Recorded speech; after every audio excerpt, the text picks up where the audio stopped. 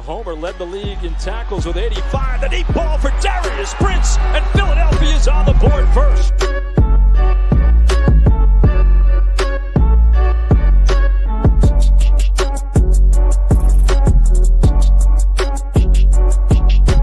On the draw, this is Bryson Allen. And Allen weaving his way all the way down to the 22.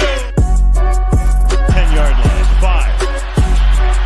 Mayfield, Dancy, all around. Throw it as far as he can throw it. Jump ball coming. Crazy stuff. Not this time. And you want to be a wide receiver. You're going to have to take a little bit of a hit like that as Brown got him in that shoulder, but watch. Those are teeth. Do we have a dentist on staff here?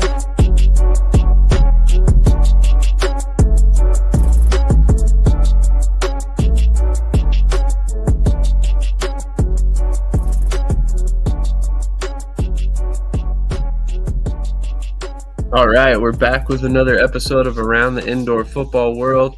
I'm your host, Sam Shady. I'm joined by my ever-trusty co-hosts here, TJ Bartholomew and Krish Vyas. How you guys doing this morning? Doing well. Good, how about you?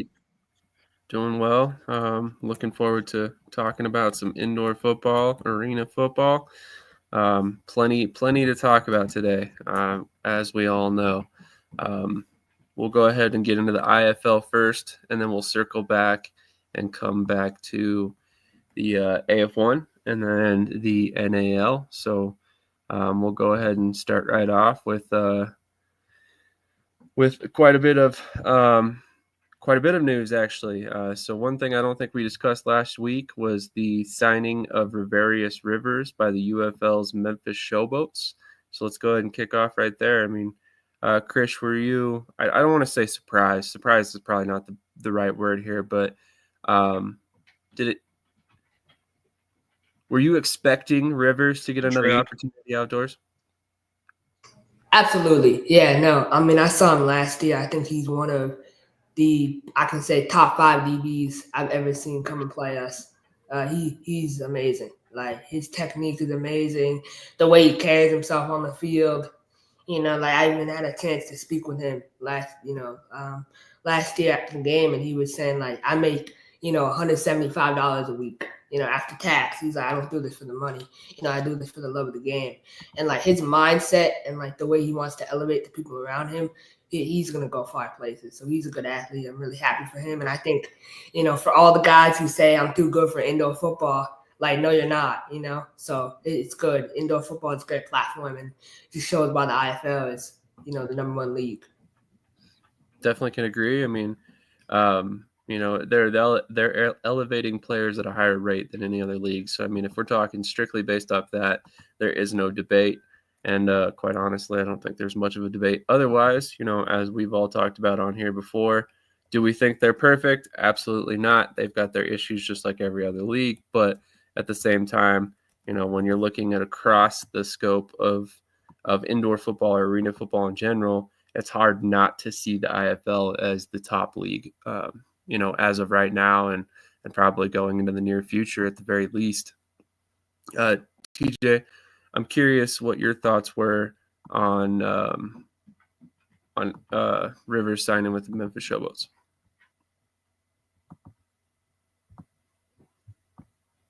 I'm just going to piggyback off Krish's thought, and, it's just really good for the sport.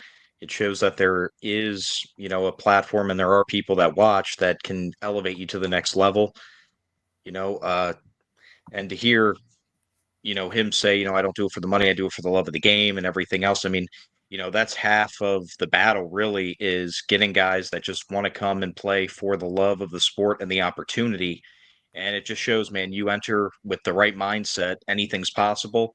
He put in the work, the determination, and the guy's a baller. So I wasn't surprised, but I was definitely, just happy for him and all the hard work that he put in. Absolutely. I thought it was kind of crazy to see the impact he had in such a short amount of time back with San Antonio.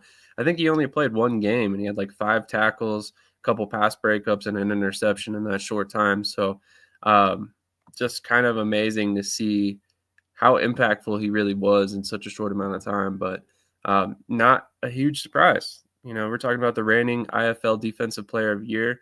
I mean, if anybody deserved a shot at the next level, it's probably this guy. I think he had like 8 interceptions last season and had a 9th this season in 1 game. So, impressive performance by him. And realistically, I think that hopefully, and not in a bad way, but hopefully this is the last time we see him indoors. Hopefully he has a long, healthy career with Memphis or another UFL team or CFL, what have you, and goes on to have a lot of success outdoors.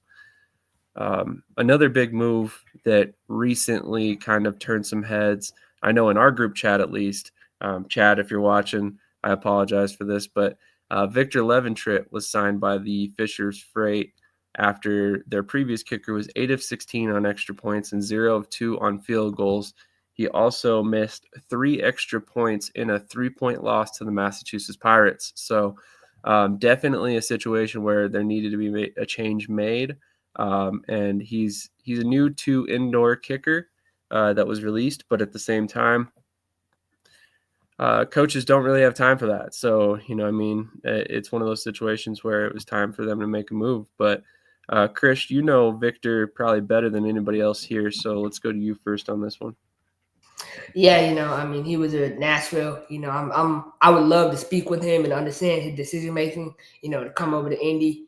I don't know if it's a financial thing, if it's a location thing. He lives up in San Diego, so I can't imagine it's location based. But it's surprising to see him make this move mid-season. He is suspended from the AF1 for the remainder of the year. That was put out on, I believe, Wednesday. So, it's always, my opinion, when you jump leagues, it can be a risk. When you go to a coach like Dixie Wooten, at Dixie Wooten, one of the best in the game, so he expects results right away, and he's going to hold to the same standard he held Michael to. So everyone is held to the same standard there. We can even go back and see with Daquan Neal last year. He benched Daquan Neal 4 different times, right? So he doesn't play any games with anyone. And so I think it's a good move. The previous kicker, I thought he had a lot of talent, and I think we'll see him somewhere shortly. You look at Alfaro last night for Lions, right? Look how much he struggled with San Antonio first game, and last night he looked great. So it's just about being in the right situation. I think Michael's a really talented kicker. He's from sunny Cortland.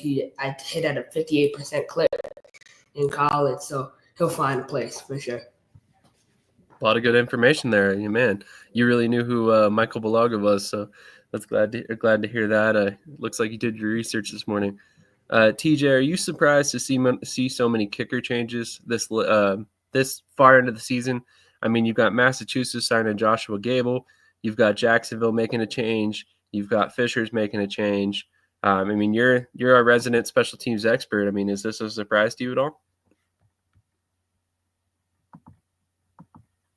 Maybe for this early in the season, but due off performance. In the indoor arena game, it's definitely not percentage wise like the outdoor game. In the outdoor game, you got to be probably high 80s, low 90s, or else your job's on the line.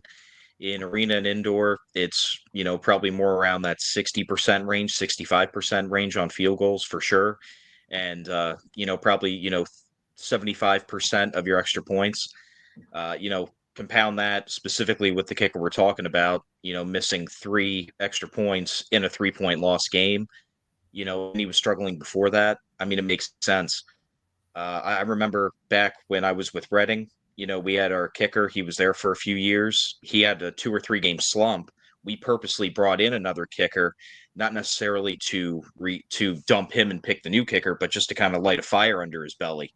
And it worked. He went right back up to where he was. I think he nailed, 2 big field goals that following game. So performance-wise, it definitely makes sense.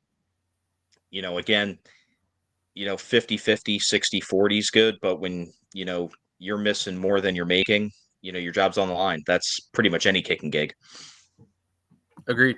And honestly, anytime you're coming off a game where you were directly related to the loss, that's a hard place to be in when you're a kicker. There isn't much more you can say there. Not saying that he's a bad kicker by any stretch, but it's a different game playing indoors for kickers, especially. You talk about the 9-foot wide uprights, and then you talk about how high the crossbar is. I mean, it's basically kicking through a second story window. Is kind of how I've always kind of looked at it. But transactionally, there's a lot of surprising moves the past couple of weeks. You've got Arizona cutting half their wide receiver room with Warren Thompson Jr., Elijah Lilly, and Darren Wilson all cut in the same week. Vegas is making some defensive back moves. Cut Lamont Wade, a former NFL defensive back, spent some time in the CFL as well, and I believe the UFL as well. And now they're bringing in Chu Ogbonna, who was, I believe, with Houston in the UFL recently. Was released in final cuts and comes down to Vegas, where I assume it's only a matter of time before he gets another opportunity. And then another one that really caught me off guard, and I wanted to get your guys' opinion on this one, was Devonair Concliffe from Quad City. They're undefeated at the moment. He chose to RTR and go back to Omaha, where it all kind of began for him. And I mean, obviously, there's always probably going to be a special place in his heart for Omaha. But here he is returning back to Omaha when they're kind of going through some transitions with Brandon Negron coming in and all that fun stuff. So were you guys surprised to see the news about Concliffe in particular? Let's go to TJ first on this one, our resident Omaha fan.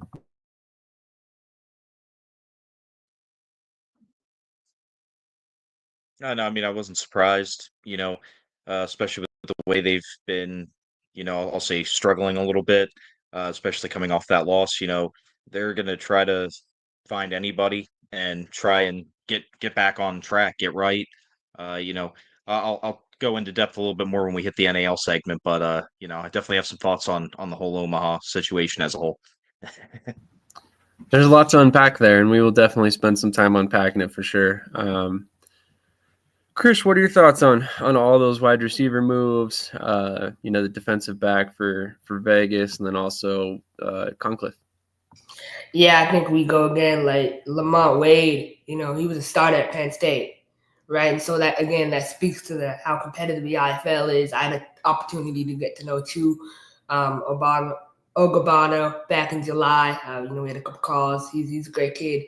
He's I believe a 1-year-old daughter. So, he's a big family guy, and I think he's a good fit for the culture in Vegas, what, Evan and Mike Davis are trying to build up there. And I think, again, it speaks to how connected Evan Wilsmore is with the UFL, right? Getting a guy straight from the UFL to come to Vegas and fill a hole. And so I think that's why that team will always be, they always try to stay ahead of the 8 ball. And right now they're a little behind, they're 1-2.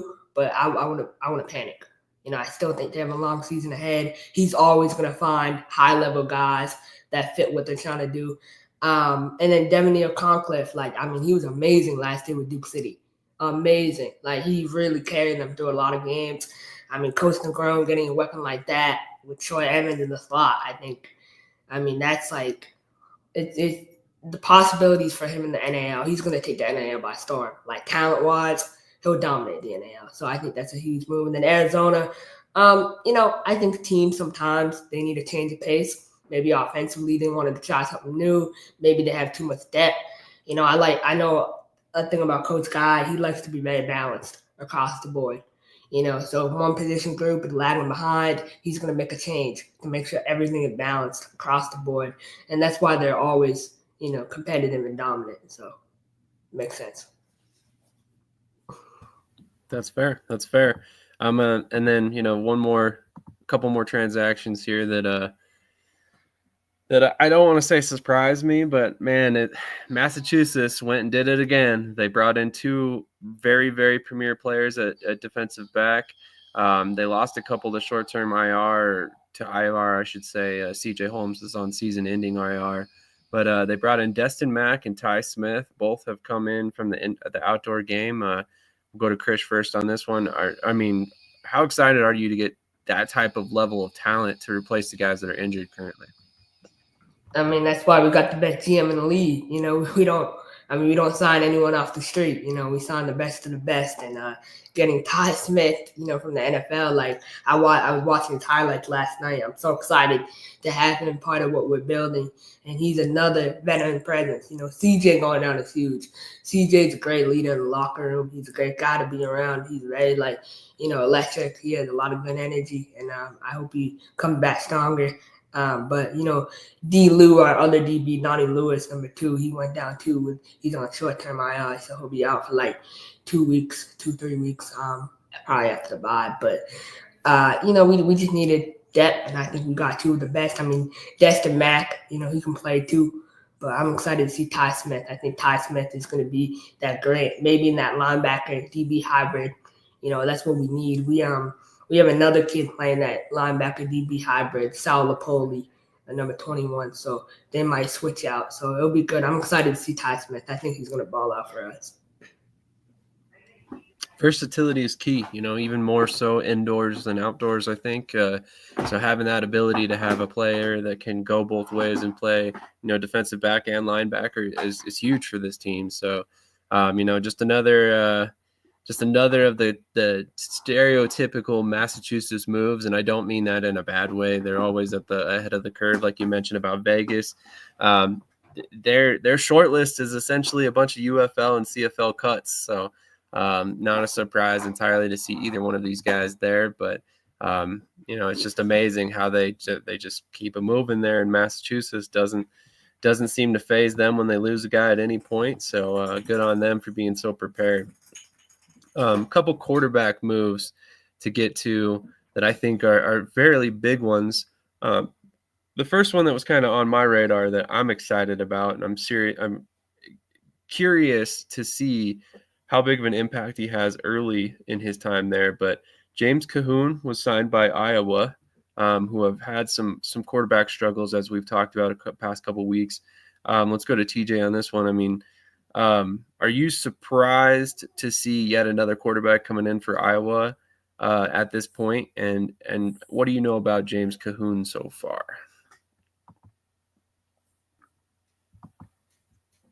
I don't know too much about him, but for Iowa, they've been struggling. They've been having a lot of problems at the quarterback position. So, this early in the year, I think it's impressive that they do have a short list and they're using it so fast, in terms of quarterback option. But again, they need to get on track, in the IFL, man. It's hard enough to make the playoffs, especially when you start yourself off in a hole like they are a little bit. You got to make some changes fast. And obviously when you're basically your main position on the team is not keeping up their end of the bargain, you got to find a replacement. And you got to find it fast before, it's pretty much makes the season null and void in terms of playoff berth. Absolutely. Completely agree. And I can tell you for sure, looking at the comments on Facebook on this signing, Iowa fans do not have a whole lot of patience currently. They've had a past couple seasons where it's been a rough go of it. Haven't made the playoffs, and there were a lot of people in the comments like, "Sweet, we signed another quarterback. Is this guy going to be any better? Are we going to be able to win a couple games this year?" Like, they're not waiting around for this team to be good. So, I personally am very excited. I've talked to James quite a bit. Actually, before he ever went to the tryout with Vegas, he would send me his film on Twitter and have me repost it and stuff like that. So I'm excited to see him get an opportunity with the coach I've got a lot of respect for, and I really hope that he gets an opportunity to actually play. We've seen a couple struggles there at quarterback, so it would not shock me if it's right away that he comes in and starts this next game. It wouldn't surprise me if it's a week or two, or we see some sort of 2-quarterback system for a little while or something of the sort. There's a lot of factors on the table for making a quarterback switch this early in the season, but definitely not necessarily a surprise. He was just probably the best indoor quarterback on the market at the time. Krish, what are your thoughts on this move? And then we'll go to the Tucson quarterback situation. So, James Cahoon, he's from my way. He went to Bridgewater State University. He was really good there. I think he's all-time leading passer at Bridgewater State. He had I believe he was in minicamp with the Green Bay Packers too. So, he obviously a high-level quarterback from D3. He's one of the most accurate, like completion percentage-wise. I believe he's top 5 in the country in D3. So that's a huge, again, anytime you can get a guy like that, to come into your program, I think it's good. But he's a rookie. Right, and so who says the same thing that didn't happen with Palazzo, Niall McLaughlin, Kyle King, all the same issues they've had over the past 2 years? Who said he's not going to have those issues? He's going to have to learn the indoor game too. And so, I think Iowa, I feel like Dave, I have a lot of respect for Dave Mogensen. I think he does a good job, putting together a roster, but he's hit the panic button, and you can tell. And I think now it's at the point where they need guys who can come in and make an immediate impact, or, they need to go in a different direction. I would have liked to see, honestly, and I think James is going to do great for Iowa, but I think I would like to see them bring in a veteran quarterback because that's what they need right now. That's a fair point. I wonder if they have the for lack of a better term, I wonder if they have the funds to bring in a veteran quarterback, to be quite honest. I mean, I'm not sure that I'm not sure how Iowa pays up there, to be quite honest. I don't see a whole lot of veterans sticking around Iowa multiple seasons. So I would assume, just based on that they're not paying very high compared to some of these other teams that are just kind of throwing blank checks at guys. So, I mean, that's one of those things that I think kind of hinders them a little bit. They kind of have to work with guys that are available and willing to come there for probably the league maximum of 250. I mean, I'm not going to sit here and sugarcoat it. We know there's a lot of guys that make much more than that in the IFL, but it's on a per team basis. That 250 mark is respected religiously by some teams. By others, it's thrown out the door the second they get into the league. So we'll see. I mean, I hope he gets an opportunity. Like I said, he to me, I think could be a very quality indoor football quarterback. But it's all going to take time to tell. Shout out to Dwayne Ballhawk Autry, who's tuning in right now. Really appreciate you guys showing up and tuning in every weekend for us. So if you guys don't mind, if you're watching, hit that share button, retweet this, get it out to the fans of indoor football on your pages individually. Help us continue to grow this show. We've been doing this for 3 seasons now. I think every year it's been on Saturday mornings. So kind of your unofficial morning show to start off the weekend of football. And then we've got a couple more moves to talk about, and then one game I wanted to highlight, and then we can get moving on to the NAL section here any minute, which we got a special guest coming on for the NAL shortly. So the main moves that I wanted to talk about to kind of wrap up the transaction section of this is the quarterback moves in Tucson. So a couple weeks ago, we saw them cut Jordan Ambrose, who's now in the TAL with the Hot Springs Wise guys. We also saw them pick up Iman Caldwell. Caldwell was gone in a week's time. He lasted just 1 game. They also traded away Aeneas Dennis to Massachusetts, which, Krish, do you know if he's reported yet? I don't believe so, no. I wonder what's going on there, because, I mean, obviously we know Massachusetts is a good landing spot if you're a quarterback looking to play with the highest level guys around you. So, oh, no, you got traded from Mass to Tucson, I think. I thought it was vice versa. I thought Mass had him first. No, he got traded. I mean, vice versa. Yeah, he was with us. But they also bring in Jorge Reyna, who was just cut from San Antonio, and then also Trip Harrington, who can play some quarterback as well, was with, I think, Frisco last season, if I'm not mistaken. So 2 quality quarterbacks coming in. Let's just go like this. I mean, who do you guys see starting this upcoming weekend? Let's go to TJ first.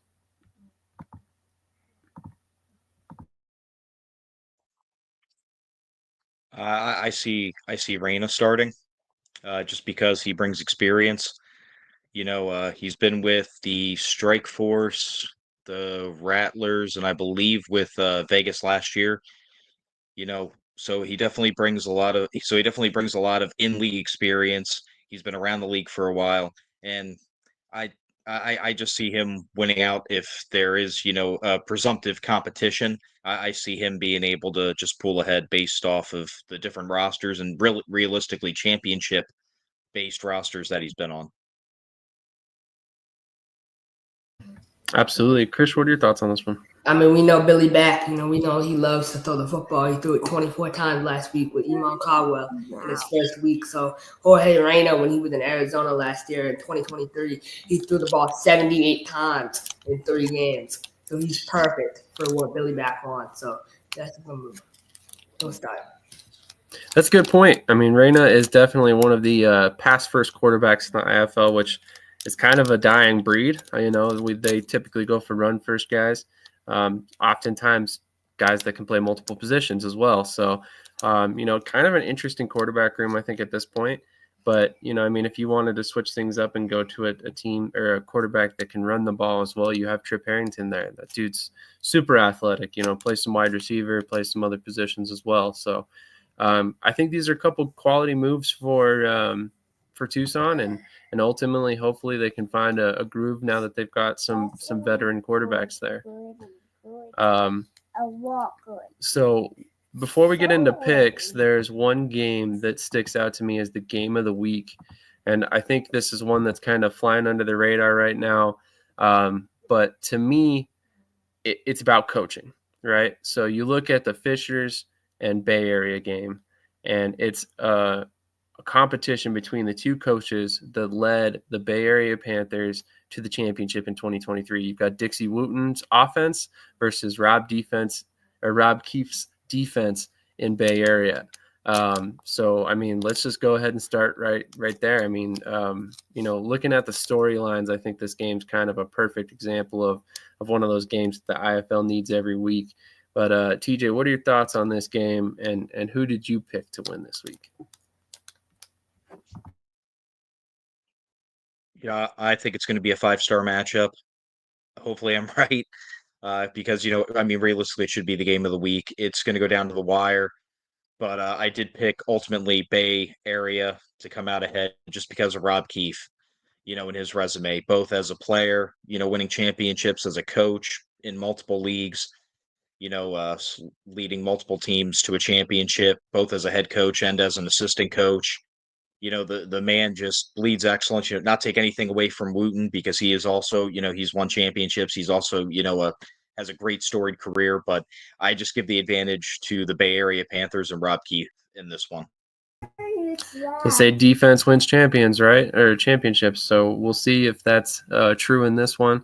Granted, we're a long way from the championship, but this is going to be a great game. Probably my game of the week in the IFL.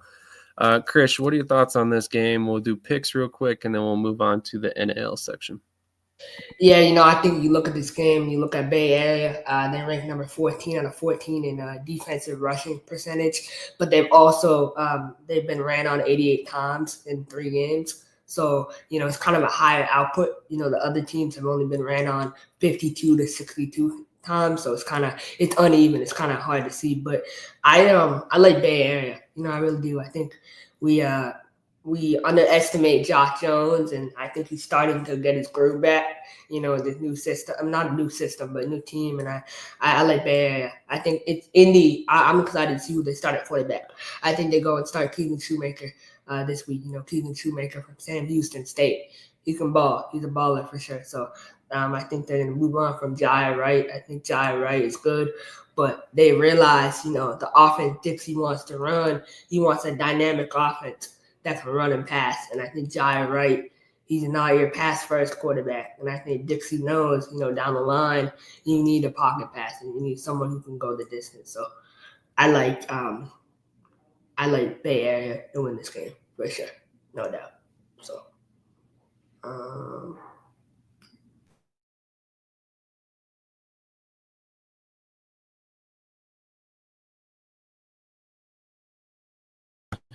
Sorry about that, fellas. Let's go ahead and run down our picks real quick, and then we'll get right into the NAL section. So first up, we got Massachusetts at Jacksonville. So we can chalk Krish up for a Jacksonville pick there. Yeah, anyway, let's go to let's run down the line. I'll go ahead and pull up the screen real quick.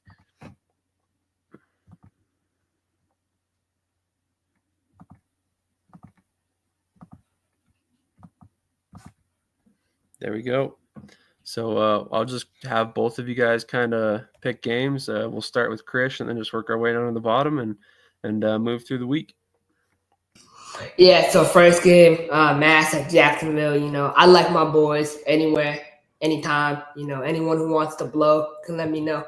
But my boys are strapped, and I feel like we're gonna win this game. I feel really good. I mean, last week all that talk about how good Indy was. I mean, what happened? So Jacksonville, I think they're a great team. I think Jacksonville right now is the best team in the Eastern Conference, record-wise, and the way they play. But, I mean, they're a little banged up. They got some injuries. I don't know if Jimmy's going to play tonight. So I like my boys. We got new OC in here. Kenji's playing lights out. So we'll get this stuff for sure. I feel confident. And then second game, Bay Area at Fisher. I said earlier, I think Bay Area win this game. San Antonio at Tulsa is interesting. But, I mean, Marvin Jones, I mean, I'm telling you, man, like, I love Coach Jones. I have a lot of respect for him. But I think at this point, the expectation this year with playoffs or bust, and you start off 1-3, that can be kind of dangerous, right? I mean, you look the offense last game, 68 points. They got a new OC and Andre Coles, and your defense still can't show up. I think if they lose, there'll be serious questions coming out of that. But I like San Antonio. I think Coach Fuller and Malik Henry, my boy, he's finding his footing. So San Antonio will win this game tonight. Tucson at Northern Arizona. New quarterback in Tucson. I think Northern Arizona has a decent defense. This game is yucky all around. Just give me Northern Arizona and call it a day. I got Northern Arizona by 2. It's a home game for them, so why not? And then, yeah. Good pick. I believe I picked Northern Arizona there as well. TJ, let's start from the beginning and get your picks. For the first game, I went with Jacksonville just because their defense has just been on point so far early this season. I see it being probably a little bit lower scoring of a game, and just, again, Jacksonville's defense is going to lead the way in that one. As we talked about before, I'm going to go with Bay Area in a very close game. Probably, last team with the ball has a chance to either score and win or defense hold kind of thing. The third game, I went, I guess, minor upset since it is a very close game, but I did go with the underdog, the Gunslingers, to win on the road. After that, also like Krish said, close game, but I'm going to go with Naz by probably a last second score to win it all.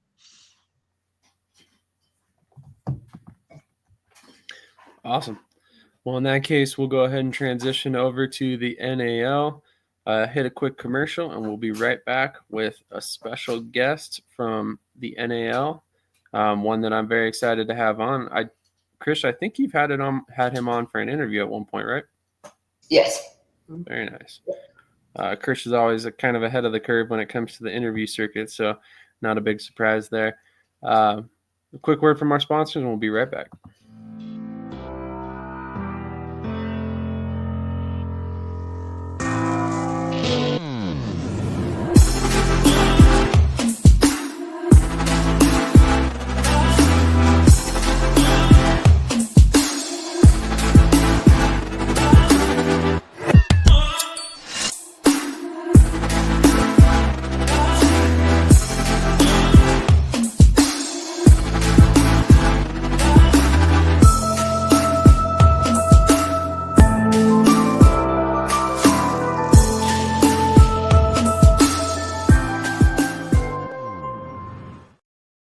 All right, without further ado, we've got the, I believe it was week 4, offensive player of the week, Mr. Caleb Lowe. How you doing, Caleb? I'm good, sir. How are you doing? Doing great. Thank you once again for coming on. I know it's bright and early where you're at right now. I'm also there, as we spoke about off camera, so really appreciate your time. Super excited to speak with you personally, because I don't think we've ever had a conversation on camera. No, I think this is the first time for us. Absolutely. So I'm going to start it off and be very blunt. You called us out on our preseason picks about the National and Arena League and told us from the very beginning, Idaho is different this year. And you know what? It's been 4 weeks. I think you guys have proven that Idaho is different this year. So I just kind of want to start there. Like, what is the change with Idaho this year that they've been so much more competitive in each one of these games so far? You know, honestly, I really got to say it's our defense. Our defense, you know, we've added the guys in, like, our front four. Like, we look good right there. Like, we're getting a lot of pressure, especially with the new signing, Everett Cunningham. That's my guy. He can make a difference, especially with Sam and Raymond. Like, those guys know how to make a difference up front, get push, be able to get into the backfield. And then, you know, Jai Jones and Anthony Jacobson, like, those guys at linebacker, they go hit. Like, they're not afraid to go put their nose down, go hit somebody. And I mean, even our secondary, you can interchange anybody back there that we have, and they're still going to get a stop. And so I think that's the biggest thing for us is, like, we've really been able to sit down, figure out our defense, and be able to move. And, like, you know, first game against Sioux City, that's not who we were. Like, that was our first game all together and just coming out and just figuring it out, basically. And I think you saw it against Omaha as well. Like, we almost knocked off Omaha in Omaha. You know, I think there was a few things that we wish could have gone our way, and they didn't, and that happens. It's football. But now we're in our groove. We're moving. Two-game winning streak right now. And, you know, I think, you know, it's going to be a good game tonight against Colorado. 2-game winning streak, and you took Omaha down to the wire in week 2, week 3, I think it was. So definitely, like I said, this is a totally different Idaho team. This is not the Idaho team we watched last year. You know, I honestly, I'm impressed. I mean, with all the travel and stuff, I imagine it's not super exciting, or not exciting, but it's super easy to get players up there. So, I mean, kudos to Chris Reynolds and everything he's doing there for Idaho. Really excited to see what the future holds for you guys as well. So I'm going to kick it over to Krish. Krish, do you have any questions for Caleb? Yeah, you know, Caleb, I mean, you know, in your career, you played with a lot of different talented receivers. Hassan Brockman, I know you spent time with him a little bit last year.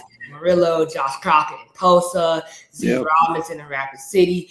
Where would you say Kyler Henson, from a talent perspective, ranks among those?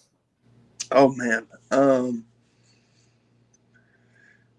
Again, you said it. Like, I've played with a lot of good receivers. Like, it's hard to kind of pinpoint, like, who was the best. But Kyler, like, man, he's up there. Like, you know, indoor football is about playing in space, finding the open spots, sitting down, making yourself available. And that's the one thing he does the best. And, like, our whole receiving core has something that they do great. Like, Kyler is a really good playing in space, and then a yak kind of guy. That's just what he does. You know, and then I got Justin Clarkson, he's just, his nickname, JBK. He's a jump ball king. Like, that's, you know, if it's one-on-one, you throw it up, he's going to come down with it. Calvin is a possession receiver for us. And then Caleb McAway, like, honestly, that's my guy. Like, he really will go up. He'll go up and get it, or he'll be a yak guy for us. And so I think every single receiver that we have, I think they rank pretty high for me. You know, probably the only guy I wish I had from any other team is probably Croc. Like, you know, Croc was different. So, I mean, outside of that, I think the receiving core we have here is, I mean, I'll say it now, it's the best in the entire National Arena League. Like, we've got the best. And so, you know, I think, going back to your question, I think Kyler's probably number 1 or number 2 for me. And to kind of follow that up, you know, I know you've had a lot of rotation at the offensive line. You had Nazir go down the first game. I believe last game, Shamari Williams, left tackle from South Carolina State, I believe he went down. How have you been able to adjust with new linemen week after week? Yeah, you know, Nas going down hurt a little bit in week 1. And then this past week, it was actually JB, our guy, Jared Bronson. He's doing good right now, but, it's one of those things is, on the offensive side of the ball, we're just moving. Like everybody can play. And so, we got Rashad Budd coming in, filling in for JB. We're doing good. And it's one of those things where, it sucks because we don't like to have so much turnover, especially on the offensive line. But, we don't really blink at it. Like we're just able to move on, get going, doing what we're supposed to do. And, they're protecting me up front. And that's all I could really ask for. They're fighting there. I don't know if I'm not going to cuss. I was going to say ass, but I guess I won't now. But they're battling up there up front. And so I think that's the biggest thing is, losing a guy hurts, but it's one of those things where we're able to just keep going.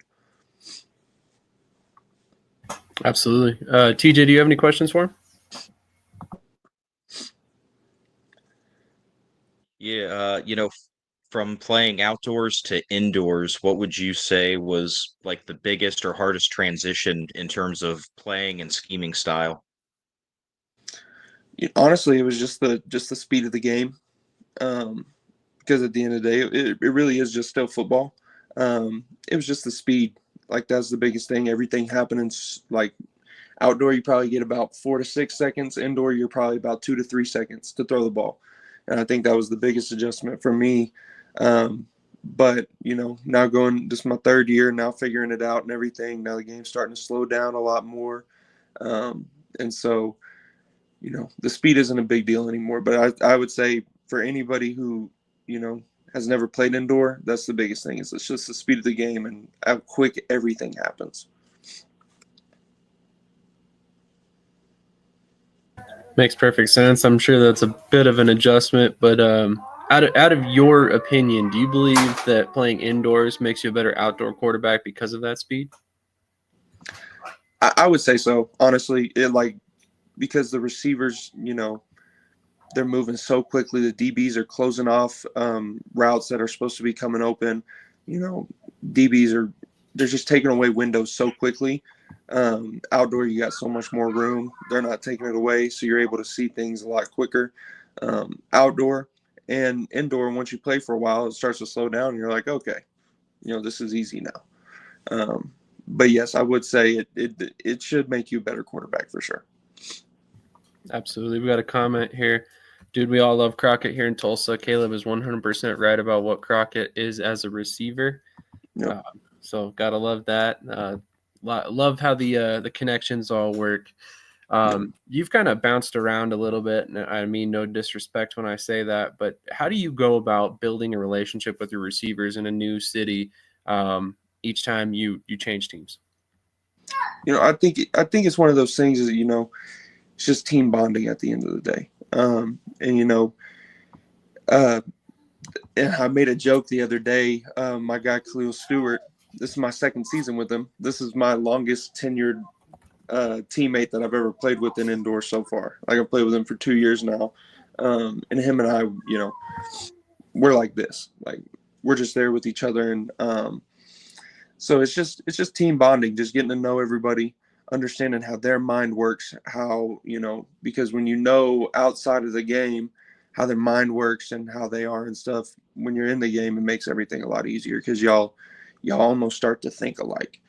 And so I think the biggest thing is just, sitting down, talking with guys, just figuring out how they think, how their brain operates. And I think that for me is how I try to build a little bit more of a deeper connection with my receivers off the field so that when we're on the field, it just makes it a lot easier. Makes perfect sense to me. Krish, do you have anything else for Caleb? Yeah, Caleb, you recently signed with my good boy over at Nino Sports, Gabe Martinez. Yep. Talk about your early relationship with him and what he's done so far to elevate your career. Man, so funny enough, I was not even involved in trying to get into indoor ball. about 3 years ago, right before I signed with Tucson. And he was at the time, he was the OC with Billings. And he had reached out and he was like, hey, you can play. He was like, I want you to come in. I think that was the year Vincent was there, Espinoza was there, and then they were bringing someone else in. And he basically told me, he said, look, he said, I don't think you'll play this year. He said, but if you come up here, learn, understand the game, he said, it'll be your team the following year. And I was like, oh, well, I hadn't played ball in 3 years because of COVID and then, just college and all that kind of stuff with eligibility. And so I was like, yeah, let's do it. Things didn't work out. He ended up leaving Billings. And so him and I have stayed in contact throughout that whole time. And finally, after Amarillo, having a little bit of a shoulder injury, I decided to make a change. I left who I was with previously, and I just hit a hard reset on my career. I was like, if I want this to actually work out how I want it to, there's got to be some changes. And, Gabe's my guy. Like, from day one, he was there. He got me into it. And, he's done nothing but help me and help excel my career, basically, or help me ascend my career, so to say. Love to hear that. We're big fans of Gabe here. He's been on multiple times. Always like to see him and his clients have success. So another reason why I wanted to bring you on, to be quite honest. TJ, any other questions for him? Oh yeah, we talked a little earlier about just how you guys started off. You even said, first game you were a little off. You had to get that kind of camaraderie going, and then you almost took down Omaha.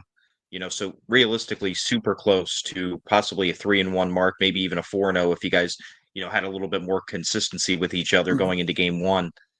How do you honestly feel? Like, what is the sky the limit with this Idaho team? Because you guys are just seemingly to get better every week so far in the season. Honestly, I do. Right now for us, we're focused one game at a time. And I think that's what makes great teams great, is they don't get too high, they don't get too low, they don't look too far into the future. I think that's the biggest thing for us is, right now as a team, we're focused on Colorado right now. And I think, if I had to sit back and I had to truly say what the sky and the limit is for us, I honestly, I'd say championship. Like, I think for us, if we can really keep going and moving how we are, I think, there's a lot of things that are going to happen in the NAL. But, we get Colorado after this time. We get them one more time. We get Sioux City again. And so I think right now we're just focused on winning games. And, we're going to let God take the rest for us, and we're going to see what happens. Makes sense to me. Real quick, we're going to talk about some of the things that happen in the NAL, and feel free to pass on any one of these questions if you don't want to mention it. I completely understand. Obviously there's a lot going on. This past week, the YouTube channel for the National Arena League just simply disappeared. So I'm kind of curious, as a player, when you see something like that happen, how did you feel about it? Or was it something that was just kind of water under the bridge for you? Honestly, it was just water under the bridge. I know that the league executives and everything, they were going to get it figured out before this weekend. And so for us, it was just sucked because now we can't go back and we can't, see a different angle of film from what we usually have. That was the only thing, is just not being able to have that replay factor. But no, I think there was trust within the league that it was like, okay, they're going to get this figured out and they're going to get it done. So it is water under the bridge for me personally. Absolutely. TJ, what were your thoughts on this when it happened? It was definitely confusing because I had never seen it happen before, but I just like Caleb, I assumed it was going to get fixed. That is, ironically, though, one of the first things as a former coach I thought about, though, because I know when I was in the NAL, we would always go back and rewatch, whichever team we were going up against. So, other than that factor, it was pretty much just, all right, when are they going to figure it out and, basically get the stream back up? Yeah. still waiting to see if that happens, and hopefully it does, because that's years and years of games that were just poof. So, I mean, more than anything, I think that probably hurts some players that are no longer in the game anymore. Can't go back and watch themselves play at this point. Krish, what were your feelings on that? I mean, obviously, like you said, disappointing, right? A lot of good film out there, a lot of good different things you can watch for players who are coming up, to clip highlights and stuff. A lot of guys don't get their highlights right away. They wait a couple weeks and then during a bye, they might make a highlight tape. So, it puts them at a disadvantage. But, it sucks, right? And I know a lot of people say, oh, after Omaha lost, the YouTube goes away. I don't think it's that serious. I don't think Ricky would go down to that level of removing the YouTube page after a loss. But it sucks. I hope they get it back. The new YouTube channel is fine. It works great. So just hopefully, we can get this YouTube channel up though before the end of the year, because we have a lot of good games. I think it's resourceful for players and fans to be able to go back and watch for sure. I would definitely agree on that. And there's not a chance that this was removed on purpose, not even a small one. So I know those jokes were being thrown around, right after Omaha loses, all of a sudden the YouTube channel disappears, but that's not what happened. And hope I'm not out of pocket when I say this. And I probably will get a phone call if I am, but what I was told happened is that the announcer in Beaumont was pronouncing Brandon Negron's last name in a manner that got it flagged. So, I mean, you can put 2 and 2 together there. His last name is real close to some other words out there that are pretty frowned upon at this point. So I think that had something to do with it. And it does not surprise me in the slightest to hear that. YouTube's auto scanner device that they use to kind of get rid of some of the flagged words is very picky. I've been on the receiving end of that a couple times at this point. So it does not surprise me in the slightest to hear that it's a fault on YouTube's part. Hopefully they can get it figured out and get the channel back and get all that content back for the players, the fans, etc., because that's a big deal to me. Definitely not confusing, but hopefully it gets figured out. But yeah, Caleb, you talked about it a moment ago. You talked about a championship run for Idaho. Just a season ago, that didn't seem like a reality, to be honest with you. Obviously, I think they only won 1 game last year in their first year in the NAL. This season, however, it feels a lot like the NAL is wide open. Omaha just lost their first game in 2 years straight. Carolina's having some issues over there. Beaumont's probably the only team right now that looks pretty tough to beat. And on that note, I mean, when you look across the league right now, do you see a team that you're, I don't want to say scared of, but a team that you don't necessarily want to face outside of Beaumont? Oh man. Probably a little bit of Columbus. Columbus, just from last year having to play them, I just know what that team's made up of. But honestly, I think every team honestly is, like you said, it's wide open. Like our side and the, I think we're in the American, or are we in the National? I don't know which side we're on. I just know we're on the side with Sioux City and Omaha and Colorado. Yeah. I mean, for us, it's like, all of those games are super close. Like 2-2, 2-2, 2-1, 3-1. And then you get up into the American, it's 1-3, 2-3, 2-2, 2-2. Like, it's just one of those things where it's like you can't really underestimate anybody in these leagues. Like they're still good teams. And so I think if I had to sit back and I truly had to pick one, I think Columbus, just knowing, because I've played them before, I know what they bring to the table. But honestly, every team's a good team. I respect every team that, that we have to play. So I guess we could say Columbus, but really it would be, everybody, because I don't want to underestimate any team. I like that answer. I mean, if you look at the standings right now that we've got up, there's literally a 2-game gap between the team in the least or with the least wins to the team with the most wins. So that's pretty impressive. I mean, I know we're only 4 weeks in or 4 games in here, but honestly, that parity is what makes leagues like this so great to watch. You know, any given week, a team can come in and win a game, you know, and I think that was evidence of that was the game with Idaho and Omaha. You know, Omaha, like we just mentioned, had not lost a game in 2 years.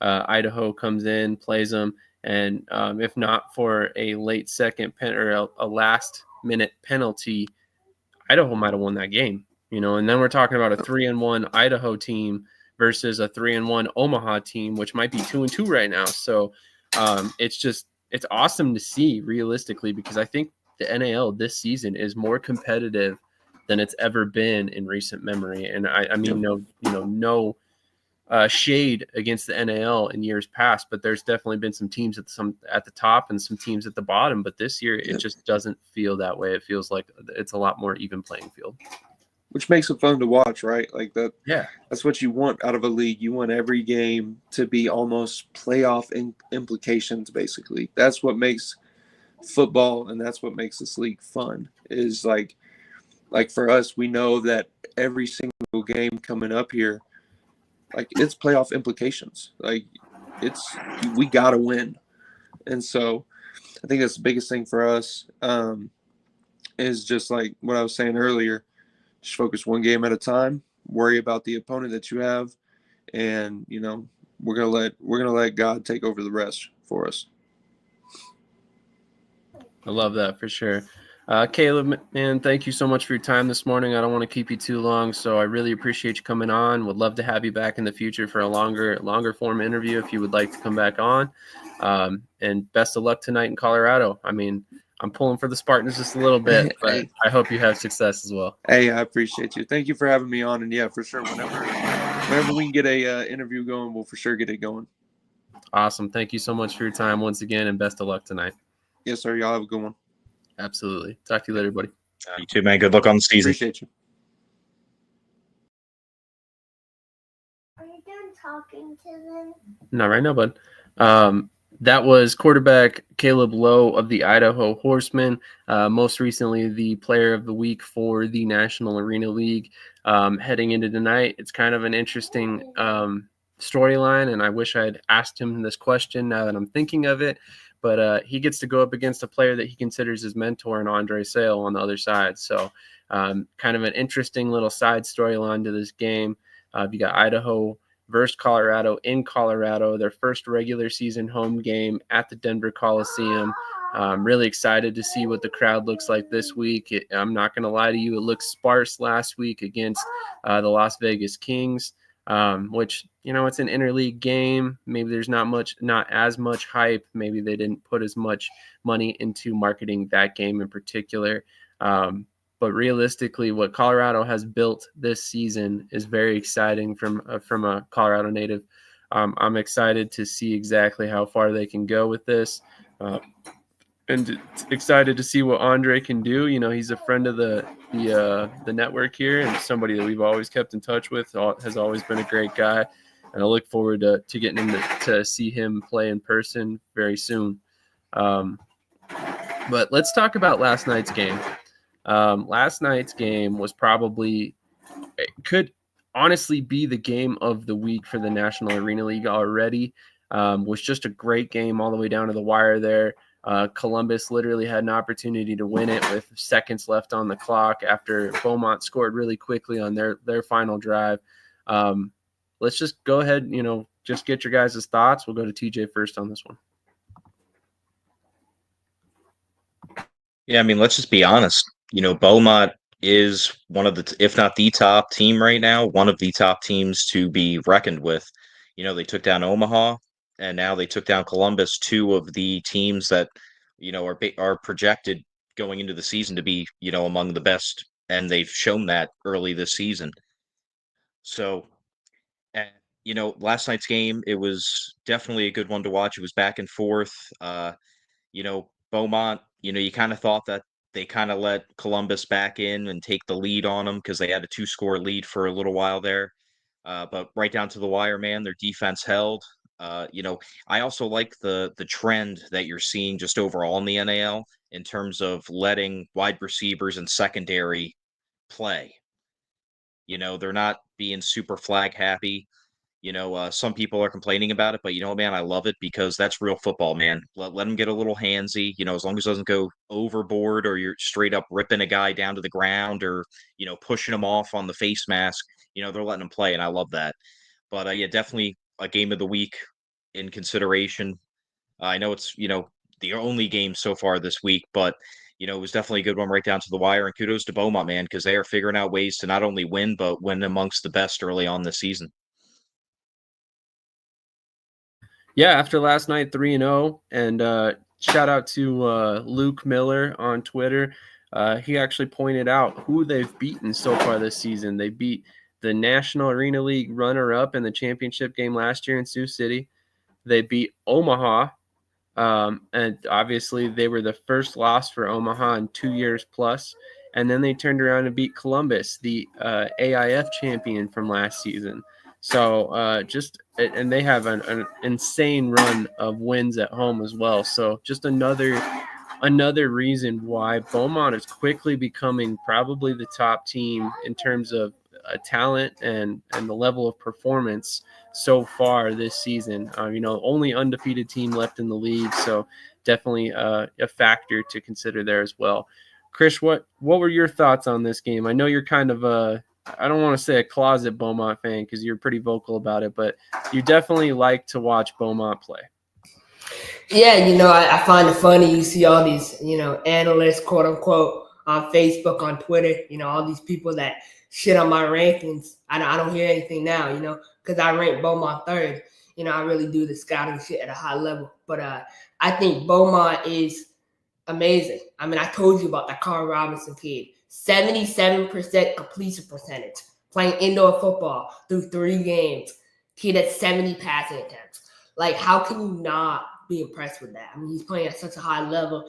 He's second in the league of rushing. He's amazing. He's a special talent. And that shows to me that Beaumont's coaching staff, they went through camp and they had a real evaluation process. They brought in Devlin Isidore. I thought he was by far going to be the starter. He's a veteran, experienced guy with Southwest Kansas. He led them to the playoffs and then got hurt. But I thought he was coming in to be the starter. And they let the best guy have it. And he's really taking this opportunity. He's going to be a special quarterback. He reminded me a lot of, I'll make this comparison. I don't know if you guys remember. Gerard Hurd. Gerard Hurd was a quarterback for the Frisco Fighters in Southwest Kansas. Gerard, he plays exactly like Gerard Hurd. He's just a better passer, honestly. The way this kid plays, I'm super impressed with that offense. I think Coach Solo deserves a lot of credit. I think, and I said this last night, Corey Mayfred is coach of the year for me right now. I know it's only 3 games in and Omaha can win out, but I'm telling you, Corey Mayfred, man, first year franchise to be this successful at this high level is amazing. So I love watching this Beaumont team play. I think that game was great for the league. Couple missed calls here and there, a couple things I wish were cleaned up from an operational perspective, from like the refereeing and stuff, the officiating. But I gotta give credit where credit is due. I texted my boy Casey Smith after the game. Those Columbus Lions play-by-play guys, like, they're legit. You can tell they really do their research. Like, that's great. Those are the type of people we want involved in the indoor game. Like, people that know what's going on. So shout out to those guys. But that was a great show for the league last night for sure. I'm glad you bring that up because there have been a lot of mistakes by announcers this season, a lot of question marks about the rules, just a lot of things that shouldn't happen as a broadcaster. If you're a broadcaster, do yourself a favor, go read the rule book before you get on there, because for anybody to be questioning rules while you're live, it's not a good look for the league. So if you're going to represent these teams, you're going to represent the league, make sure you're aware of the rules before you get on the field, or in the booth, I should say. So great point by you. That they didn't take an ounce away from that game last night. And to me, as an announcer, you're supposed to be the icing on the cake of a great game, right? You're supposed to make those calls that are iconic, that make people want to come back and make them remember big moments in the game. Guys like for lack of a better term, Chris Berman, with his whoop. I'll never forget that. That has such a strong impact on me from the time I started watching football.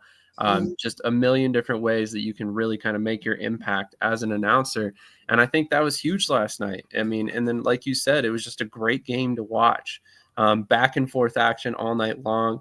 Neither team was ever out of the game. And in fact, up until like a minute 30 seconds on the clock, I think it was, Columbus had every opportunity to win that game and looked like they might still win.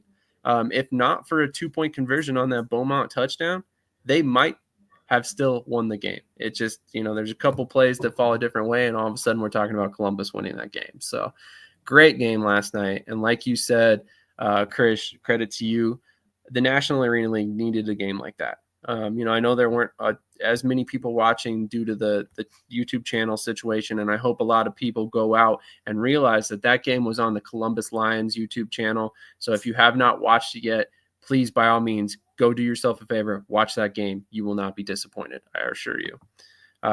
Any other National Arena League topics you guys want to hit on before we move on to the AF1? I want to talk about what we all want to talk about, and I want you to start it off for us.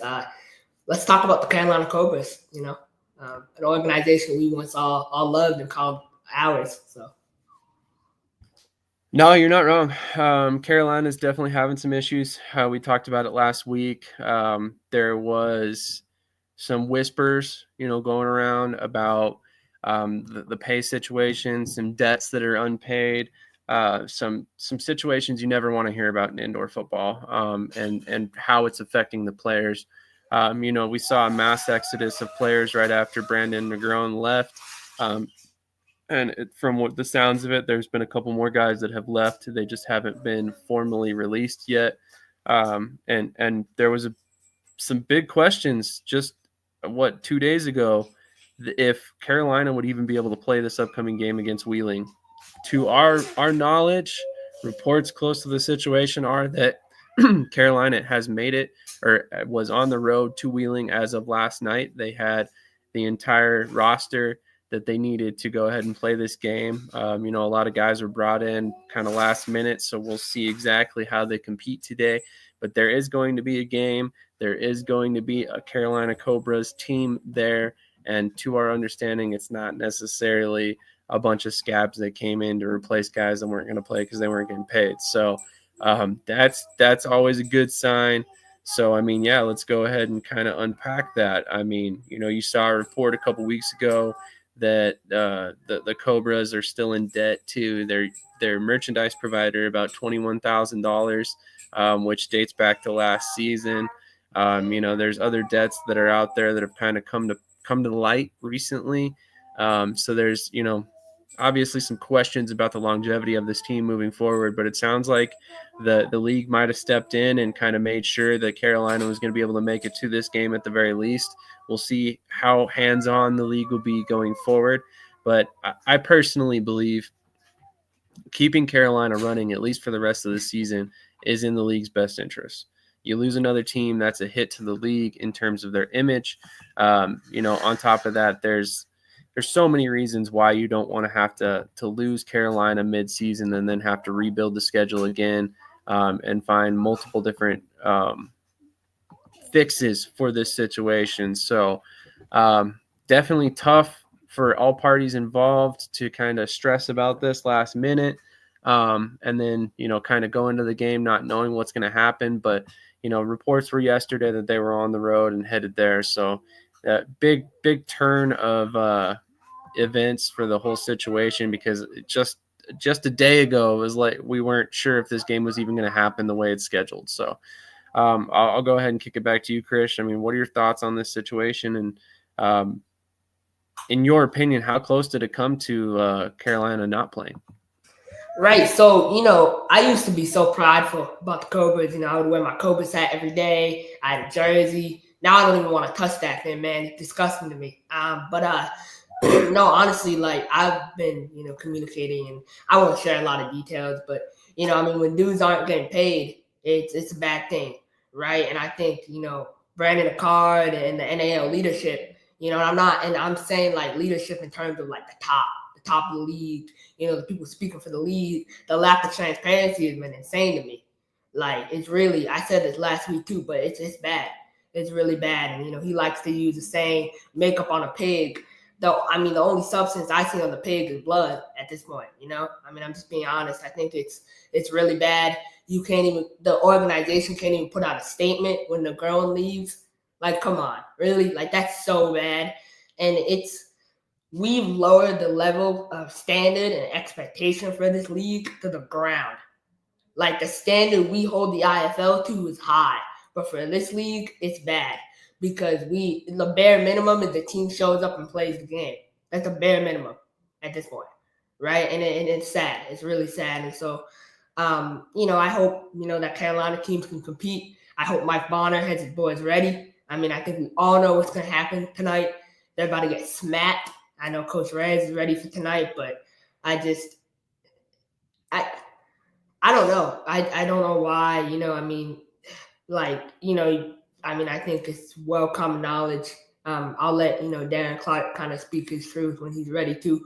But it's hard for me, you know, it's really hard because, you know, I was a huge Cobras fan. You know, I was dedicated, man. Like, I ate, slept, breathe, eat, drink, sleep Cobras, man. Like, you know, I was a huge fan. And so now I can't even look at that hat, you know. I'm considering burning it for real. Like, it's a true embarrassment. And so I feel bad for the fans, you know, Brad Morelli, like Jeremy Navy, all these people, like, they invest their lives into protecting the Cobras and feeding and taking care of the guys. They take care of the guys better than the organization does, it seems, honestly.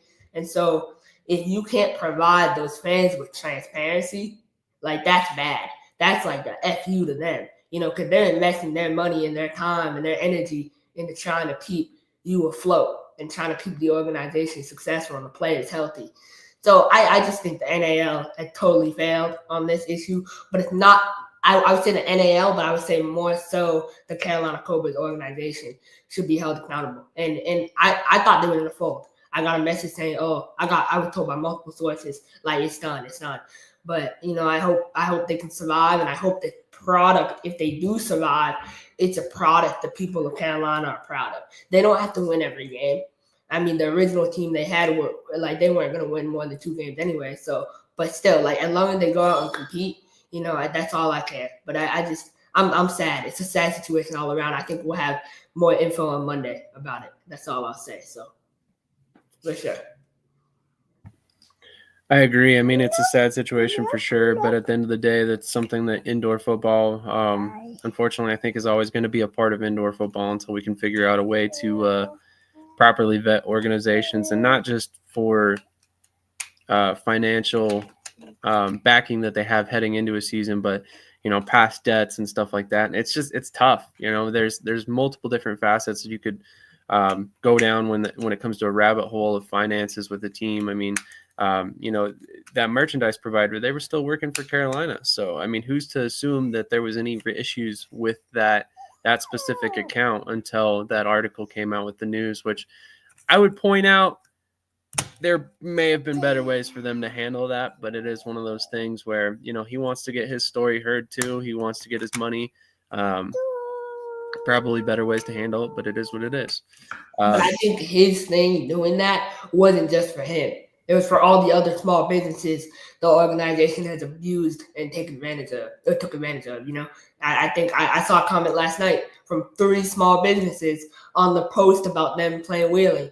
You know, oh, they owe me money, they owe me a fortune, all this stuff. Like, they definitely owe people money. So it's just bad. All right, we'll go to TJ, get your thoughts on this, and then we'll transition over to picks. If you're watching, make sure you hit that like button wherever you're watching. That helps us push this content out to new viewers, and then helps that platform kind of know that you guys are enjoying this content. As well, if you have picks to give us, drop them in the comments. I know a lot of the guys that are commenting currently, you guys give me your picks every week, so I've already got a lot of them. Feel free to share them. You know, share them with the world. Let's see exactly where we all stand after this week, because there's some games that are tough to pick. But TJ, without further ado, what are your feelings on this situation? It's just not good in general. It's turned into a whole mess, with the news story and, obviously, team and league insiders, information being sent all over social media, players, all that kind of stuff. It's just bad. Like I said last week on the show, it's just bad for the sport as a whole, especially for the casual fan that doesn't know, different leagues that when they see, the option to watch a game live on YouTube, they click on it. Now they hear all this and it just puts a bad stigma on the entire sport. Unfortunately, like you said, it is kind of the cornerstone, the dark side of the cornerstone of the sport that, teams don't make it. Especially in season, it would definitely be best for the league to figure out a way, any way possible, to get them to at least the finish line, and then reassess. I don't know if they have to bring in new ownership or whatever, but before even think about playing next season, they have to settle their debts. It's obvious they have not been paying vendors and sponsors what they owe. That whole news story. Again, at the end of the day, the blame goes to the person who owes the money. But at the same time, you kind of have to question, why did you wait till they were $20,000 owed to finally say something? You know, not that, two wrongs don't make a right, but again, at the end of the day, it's, I'm a firm believer in, you pay what you owe. And if they owe money, they're ultimately in the wrong because you have the product. So make good on the payment. It's somebody else's livelihood when they own a business and, you're putting them into question. But and speaking of that specifically on a team standpoint, forget about just them playing the games. You have coaches, you have players, you have different staff members who honestly do not know, have not known for the past 2 to 3 weeks. Am I going to be playing? Am I going to be coaching? Am I going to have a football job next week? Because you just don't know with all this stuff popping up. So I just hope they figure it out, and I hope not just the NAL, but really all leagues, because every league's had, uh, whether it was preseason or right as kickoff or right now in season, they've all had anywhere from minor to major team issues in terms of financials and stability.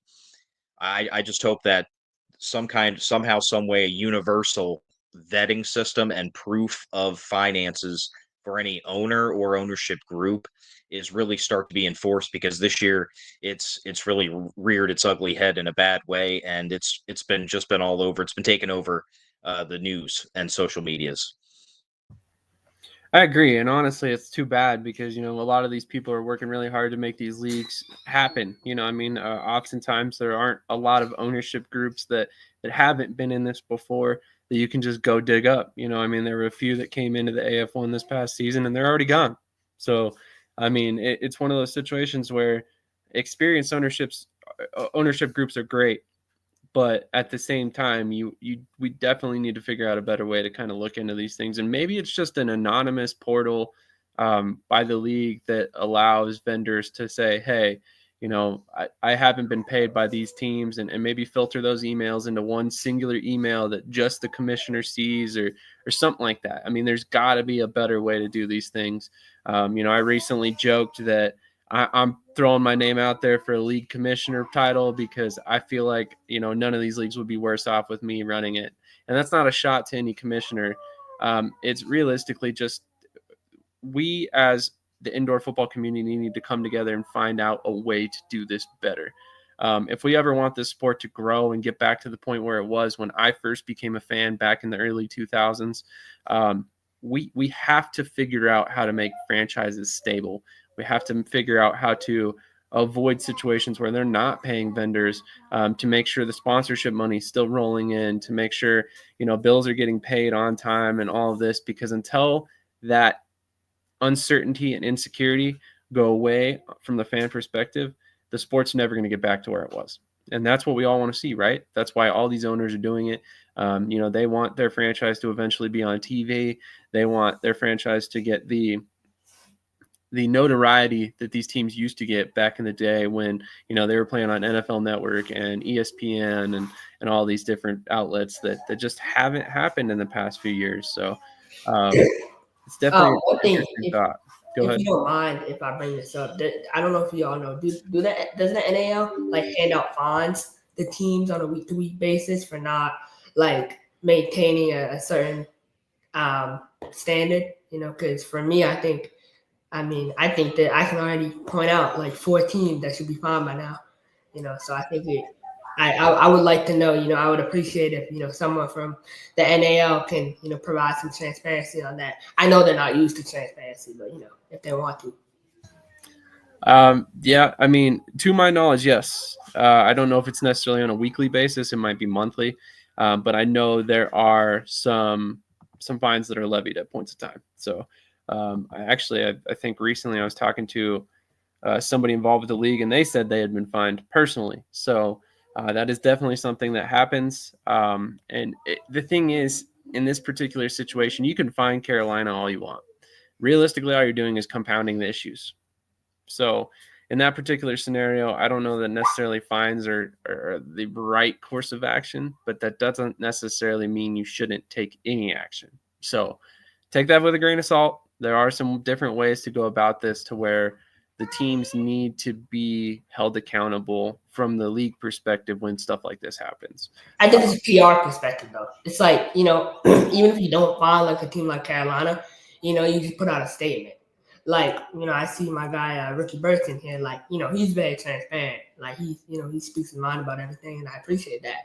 Like, I'll be honest, like, he made a comment on the show earlier, and I reached out to him, and he gave me an answer, right? Like, that's a true professional. I have a lot of respect for him because of the way he carries himself at a high level, and he's not scared of, if someone questions him, he'll answer.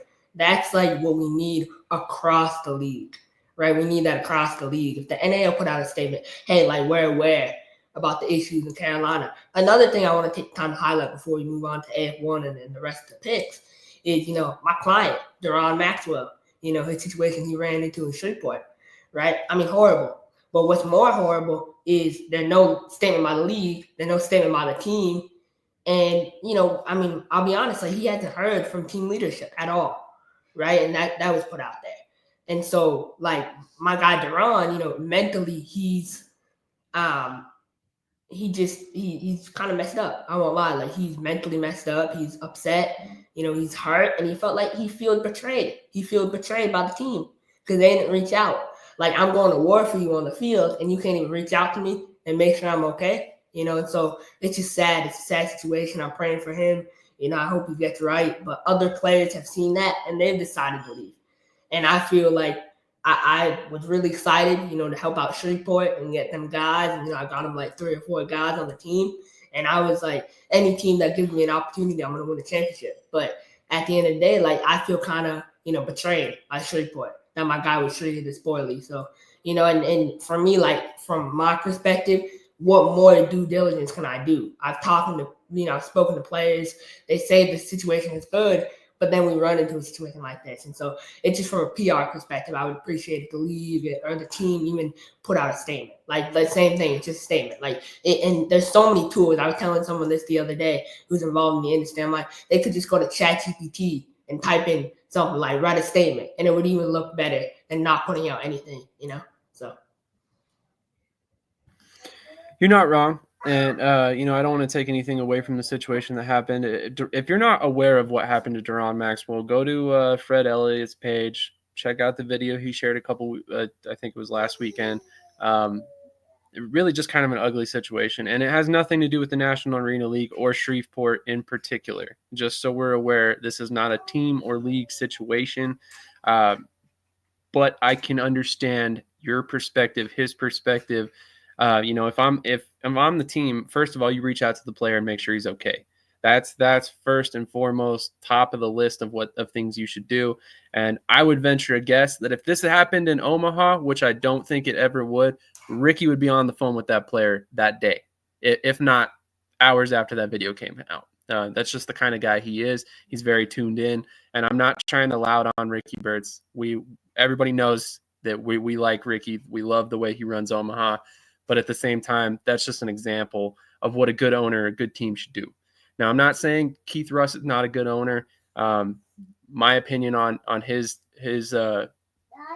ownership means nothing. So with that, I do think that they kind of dropped the ball on this situation. I think there should have been a statement from the team, not necessarily at the league level. I think it's tough for the league to really chime in on this. But in that particular situation, I think the team should have at least said something like, we're aware of the situation. We are working with Duran and the Shreveport PD to figure out exactly what happened, and we'll go from there. More information will be available at a later date. Something simple. Exactly. And then Ricky, and that's the thing, like you said, Ricky will be on the phone. Absolutely.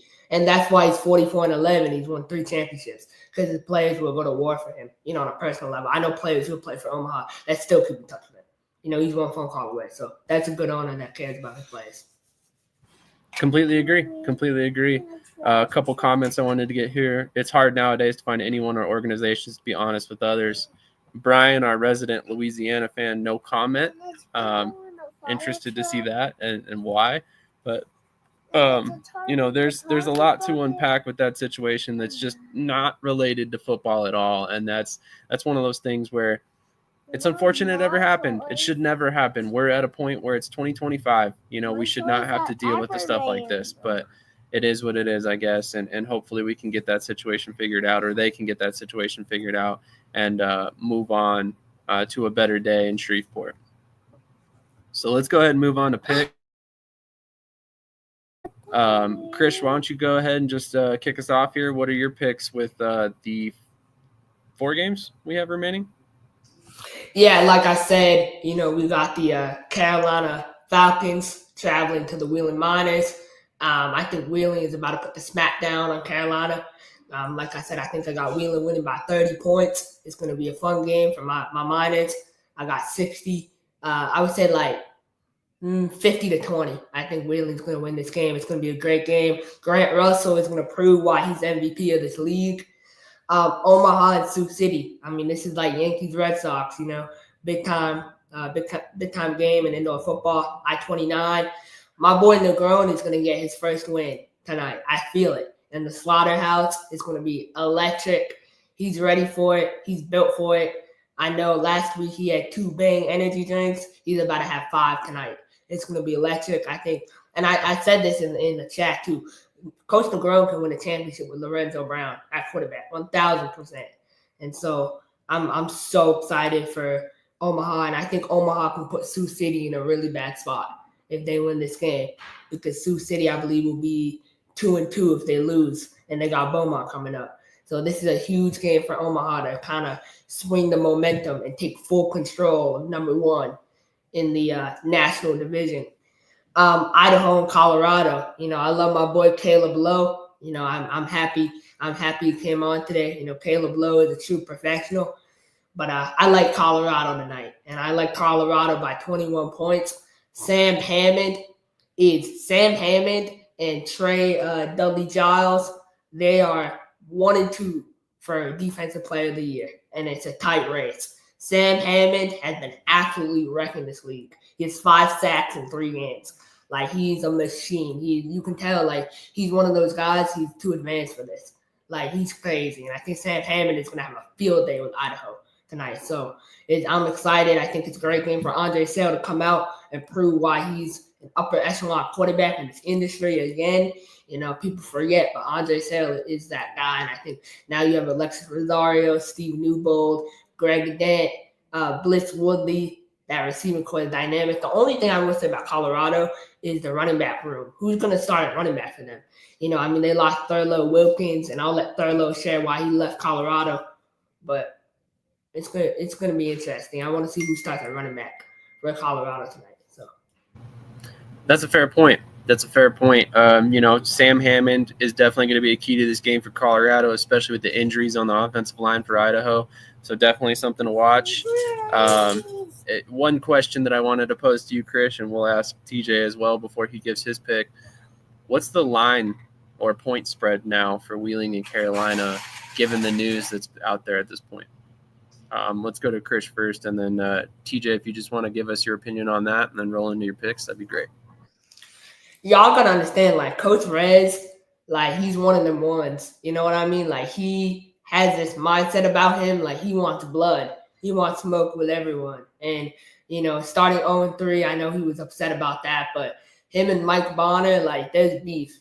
There's real beef there. I don't know if any of you caught the end of the YouTube stream. You can't see it now because the YouTube channel not around, but Mike Bonner shook his hand and then said something to him after the game, and then went to shake his hand again, and he kind of backed away, and they had a little, post-game altercation. So I'm excited for tonight. I think it's going to be electric.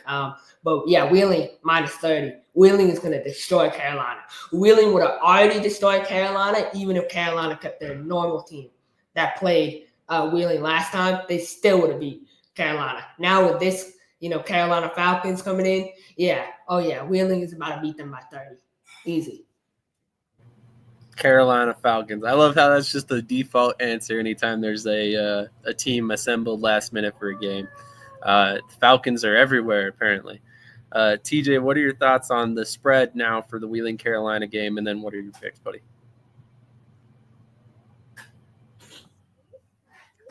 Well, for that, I'm going to troll myself a little bit. Recently, there was an AF1 game with an 18.5 spread that I said that would be really hard to cover. So I'm going to go with 18.5 because I feel like it's probably going to be a 20-something to 30-point difference. I'm gonna swallow my pride and say, yeah, they're definitely going to win by 20 plus, just because of the whole scenario and situation at hand. So obviously on the Miners train for domination in that game. Just with everything going on with Carolina, that unfortunate stuff. But in my opinion, the game that probably has the biggest shot to compete with Columbus and Beaumont for game of the week, Sioux City and Omaha. Obviously, I'm going with Omaha for the bounce back. They are not about to lose back-to-back games after just losing their first game in like 2.5 years in terms of regular season. I see them bouncing back in a big way, especially being at home. I think it's going to go down to the wire, but I think Omaha's going to be able to pull it out at the end. Last week, for the most part, their offense was looking, as at least in the first half, like a lot better, a lot more free flowing. Second half they got stopped a little bit, but again, it was the first week with new coaches, some new guys coming in. So I think this week you're going to see a much improved version of Omaha, both offensively, and you're going to see their defense get back on point too, in my opinion. Idaho and Colorado. You know what, Caleb? I'm riding with you. I'm picking Idaho with the upset win. Just because they seem to get better every week, and I think they're going to come out and they're going to surprise some people tonight. That's just my opinion. And those are my picks for the NAL this week. Absolutely. Real quick, just to give you guys my picks. I went with Wheeling. I think I actually picked Beaumont in last night's game as well. I'd have to look back at the standings. I've got Omaha against Sioux City. They're defending home turf. They just lost their first game in 2 years. Something tells me that organization is going to be really motivated to get a win tonight. And then also I picked Colorado. It's not because of anything Idaho is doing. It's probably more because of my bias than anything. But they are also at the home team. So I do feel like they have a little bit of an advantage in this one. Because of that, we'll see what the crowd looks like. I hope it's a lot better than it was for the interleague game a week ago. But yeah, ultimately, I'm excited about this week's games. I think all of these games are going to be really competitive outside of the Wheeling and Carolina game, and they might surprise us. There's a lot to be said about a hungry group of guys that have been slighted. So assuming that they got paid and those checks cleared, there might be a whole new fire lit underneath the players that are in Carolina right now. So we'll see how things go. I don't even know who Carolina's got at quarterback for this week. So that's I think it's Dominique Schaffner from last week. I think he's going to come in and start for them. Okay, that makes sense. Local guy, so a little bit less to lose when it comes to not getting paid, if that's the case. So, hopefully he balls out and has a great game. But on that note, we're going to go ahead and transition over to the AF1. Definitely make sure you're dropping your picks in the chat if you have them this week. We do keep track of viewer picks if you want them to be tracked. So I will definitely be going back and grabbing all the picks from this week before we head into next week's episode. And here soon, since we're coming up on the halfway point or a third of the way through the season, I will be making sure to get a cumulative record for everybody, and then we'll kind of build some standings and show exactly where everybody's at. I believe, don't quote me on this because I do not have the numbers in front of me right now. I believe Chad is still quite a bit out in the lead. I know TJ's been gaining some ground as of late. I know a couple other guys have been doing pretty well, including Trey from Off the Wall. I think Luke Miller's picks have been pretty on point so far this year. So, but I'll get you exact numbers by next week. And on that note, we're going to get a quick word from our sponsor, and then we'll move on to the AF1. I'm just being myself, cool as can be. When I'm being myself, you wish you were me. It's so easy. Get out your own way. It's just so easy.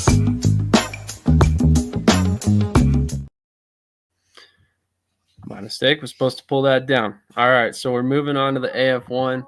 Lots of stuff to talk about in the AF1 as well. And we're going to start off with the bad news. The bad news is that the noise coming out of Corpus Christi has never ceased at any point since it began a couple weeks ago. And it looks like, on the surface at least, that there is some sort of trouble in Corpus.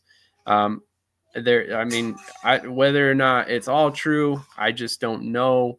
But ultimately it's another black mark on arena football in general, that we have another team, that there are reports of unpaid bills, reports of not the greatest living conditions for players that are there, rundown hotels, what have you. So let's go to TJ first on this one. TJ, I mean, what are your thoughts about this whole Corpus Christi situation, and how do you think they've been able to keep it together so far? I mean, like, their roster's still more or less intact, which is always kind of an interesting point among situations like this.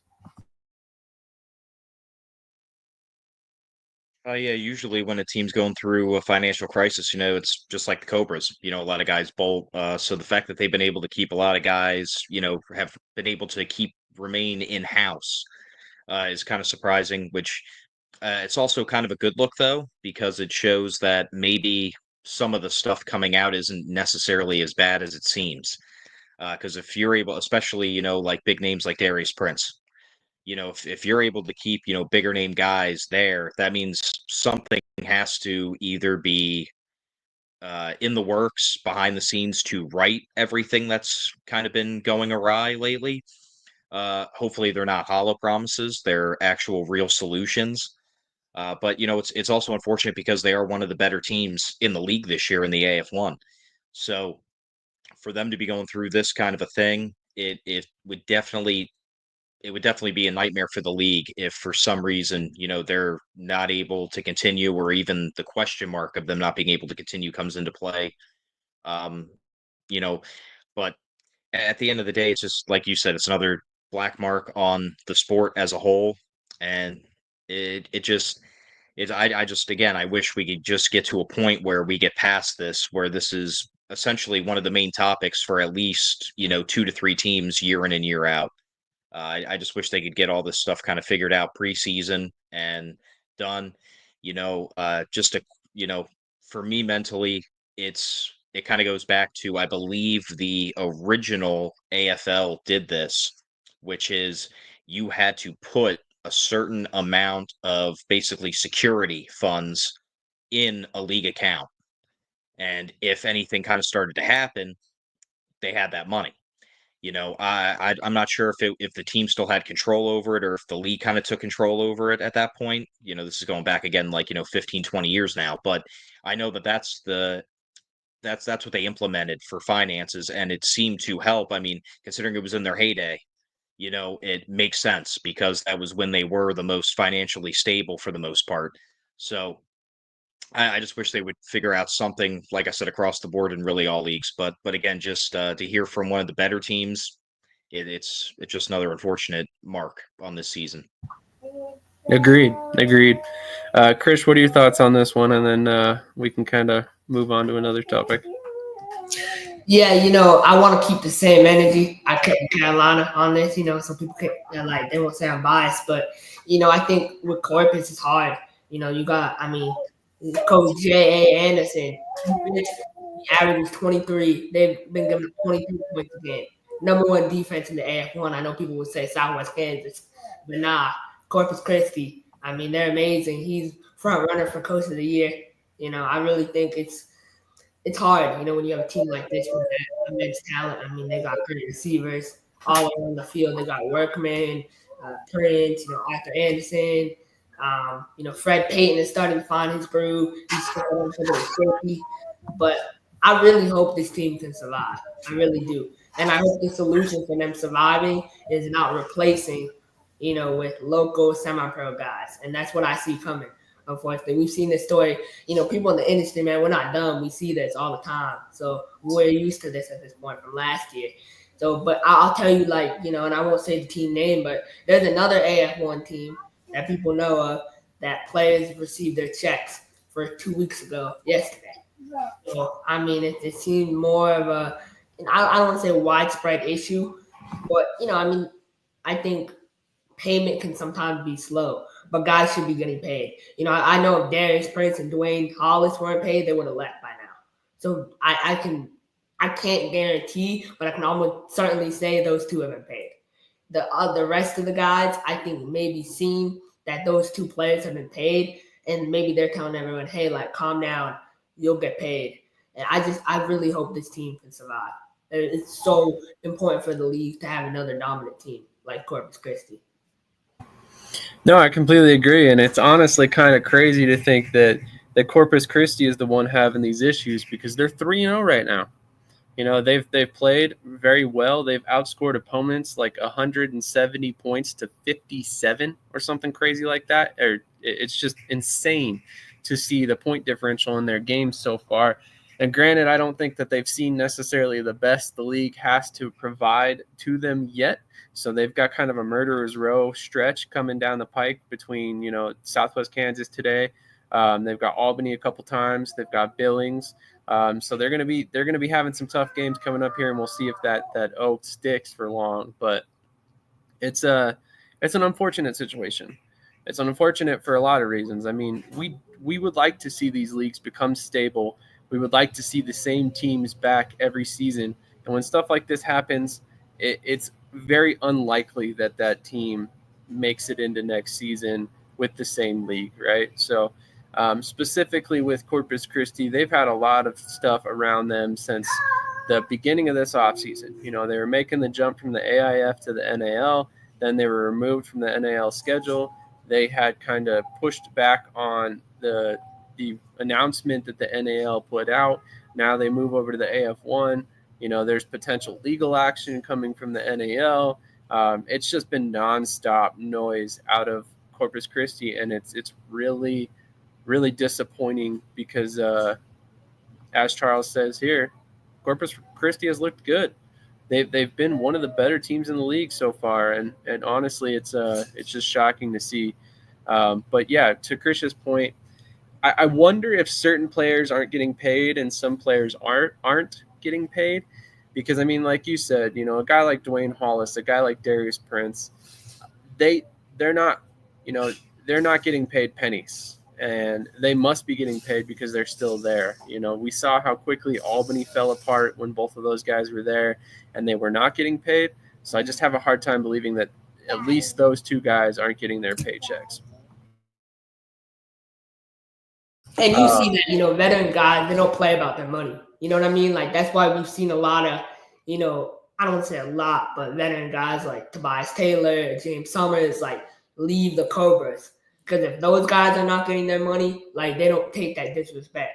Rookies, I have experience with this. I know sometimes rookies are a little more patient because, it's their first time in arena. They don't really know how it works. And they're being reassured by the older presence in the room that change is coming.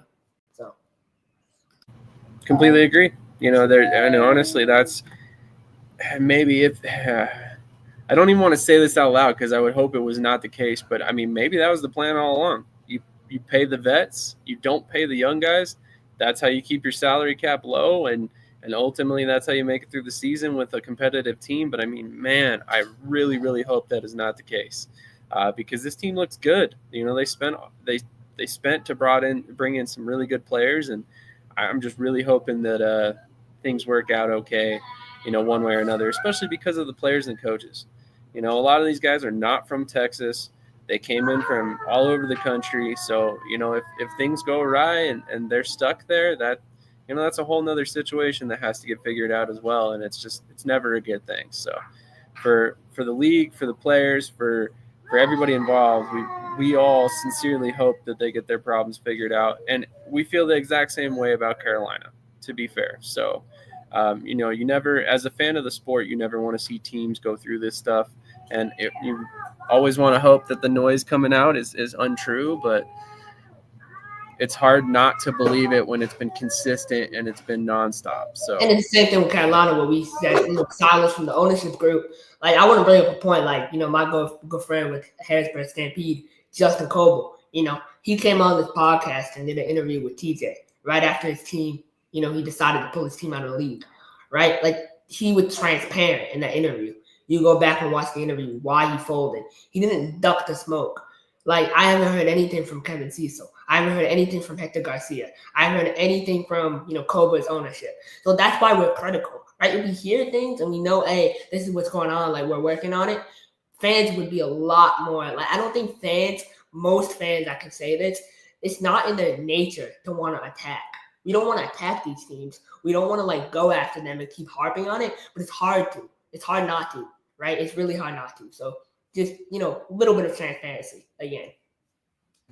Agreed. And on that note, I don't normally do this, so I'm just going to go ahead and share a little interaction that I had with Corpus Christi's owner.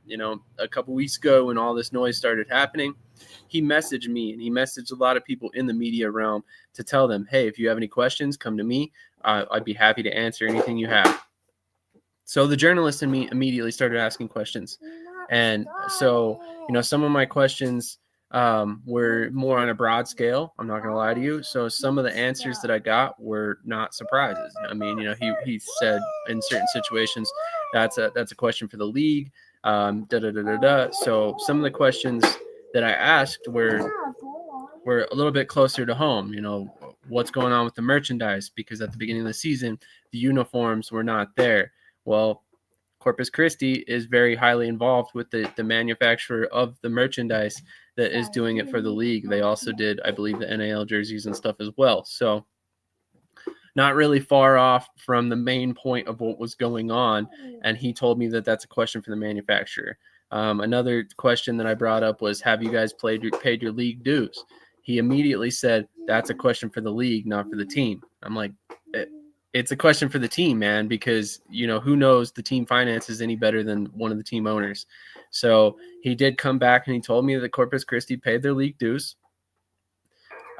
Take that for what it is, and that's his word versus, the rumors that are out there. But, to my knowledge, there's a lot of stuff that Corpus Christi has not fulfilled in their obligations as the uniform provider for the league.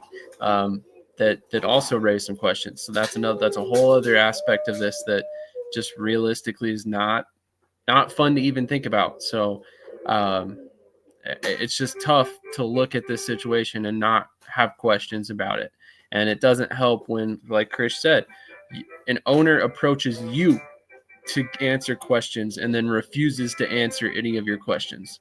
A little bit of transparency goes a long way. He could have fed me a complete line of BS, to be honest, and I would have come on and told you guys exactly what he said, win, lose, or draw in that situation. Because at the end of the day, he deserves to have his side of the story voiced just as much as these other people that are getting their word out have their opportunity to get their story voiced. But he didn't take that opportunity.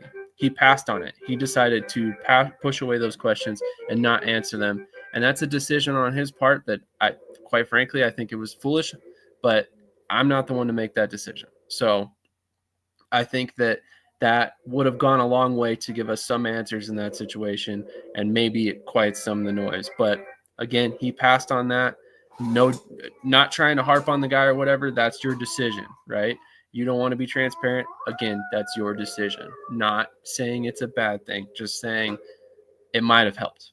It might have hurt. I'm not a team owner, so that's not for me to decide. But that is something that I thought was a little bit interesting, this whole situation. But let's talk about something a little bit better, a little bit more fun to discuss, in my particular opinion, and that's some of these transactions that have come out. We'll go ahead and start right here at the bottom with Salina.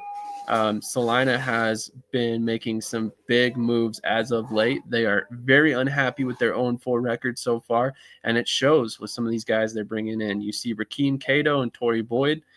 Torrey Boyd was previously in Orlando, previously in the USFL, stuff like that. And it honestly, Rakeem Cato, 2 of the best in the game at their positions right there, joining Salina, which really could go a long way toward making them a better team. So let's go to Krish first on those 2 moves, and then we'll kind of move up the list here. Yeah, I want to give my boy Trey at Off the Wall. I finally got it right. He said Cato is like getting a head start for moving to Kansas, for like the Kansas City Ghost season, which I thought that was I gotta give him credit. Like that was a really smart point that he made. But Torrey Boyd, I know Torrey Boyd signed with Colorado earlier. He didn't really play in any games, so I'm not sold on the fact that he'll report, until I see him in uniform. But Cato and Coach O, they're gonna go crazy. I mean, Cato is one of the best in the game. I know he had some trouble with Nashville early on, but I hope it can last for them because that's a really good quarterback. He understands the game at a high level. He was dominant with Orlando. Rakeem Cato is one of the greatest college quarterbacks of all time from a stat perspective, right? I think he ranked number 11. He had more passing touchdowns in college than Baker Mayfield. So, Rakeem he's that guy, and he's special. So I'm excited. He's going to hold his receivers accountable. My only thing I'll say about Rakeem Cato, and this might get a lot of flack, but that locker room is full of emotion. You got Ball Hawk, you got Kerry Starks, you got Rakeem, and you got Malik Honeycutt. And those are 4 big personalities. And it's either going to really propel them or it's going to go downhill. And I really hope they can use this opportunity to lift each other up, but I could see it going the other way. So let's just hope that everything kind of goes well for them and they can, make a run at it. Coach O is an amazing coach. He's one of the best in the industry. So, yeah, and I go out on a limb to say that this is probably one of the worst starts he's ever had in a season at any point in his career. Obviously he's making moves to try and figure it out. One of the reasons why they have not been very good is Javon Kilgo at quarterback. Kilgo's a great guy from my understanding. I've had a couple conversations with him. I know a lot of people that speak highly of him, but the dude throws interceptions left, right, and center, and that is not something that's ever going to win you games. I think he leads the league by almost double second place when it comes to interceptions thrown. So that is definitely something that needs to be corrected. And Rakeem Cato, correct me if I'm wrong, Krish, he came out of Marshall. He is very accurate. That's one of the things about his started in the CFL. He threw 8 touchdowns and 2 interceptions. Starting 3 games in the CFL. Like he's legit. He's the real deal. Absolutely, completely agree. And if you want to improve your quarterback situation, there aren't many guys out there that would have done that for you at the level Cato can. But moving up to the Nashville signings, you see Levin Trent suspended by the league indefinitely because he went and signed with Fisher's Freight. Kavon Smith placed on 14-day IR. Gunnar Rayborn signed, and Milton Williams returns to Nashville. Milton Williams, former Carolina Cobra as well, great receiver for them to bring in midseason. I know they've had some injuries at the position, so hopefully he can come in and make an impact right away. And in fact, I think he did actually make an impact right away in this past game. Excited to see him back on the field. Real good guy. Wish the best for him as well. But TJ, let's go to you on these ones. Any knowledge of any of these guys, and what are your thoughts on the move at kicker?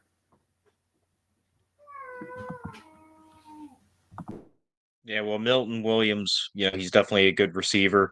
And yeah, he came up big in this last game.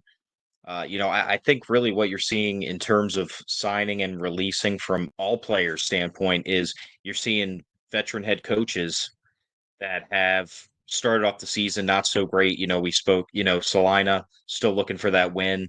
Coach Arbet, they started 0-2, so you see them kind of reshuffling the deck, upgrading positions, especially at the quarterback position for Salina. Cato's going to be a big, big signing because, again, their quarterback play easily the worst in the league in the AF1 so far this season.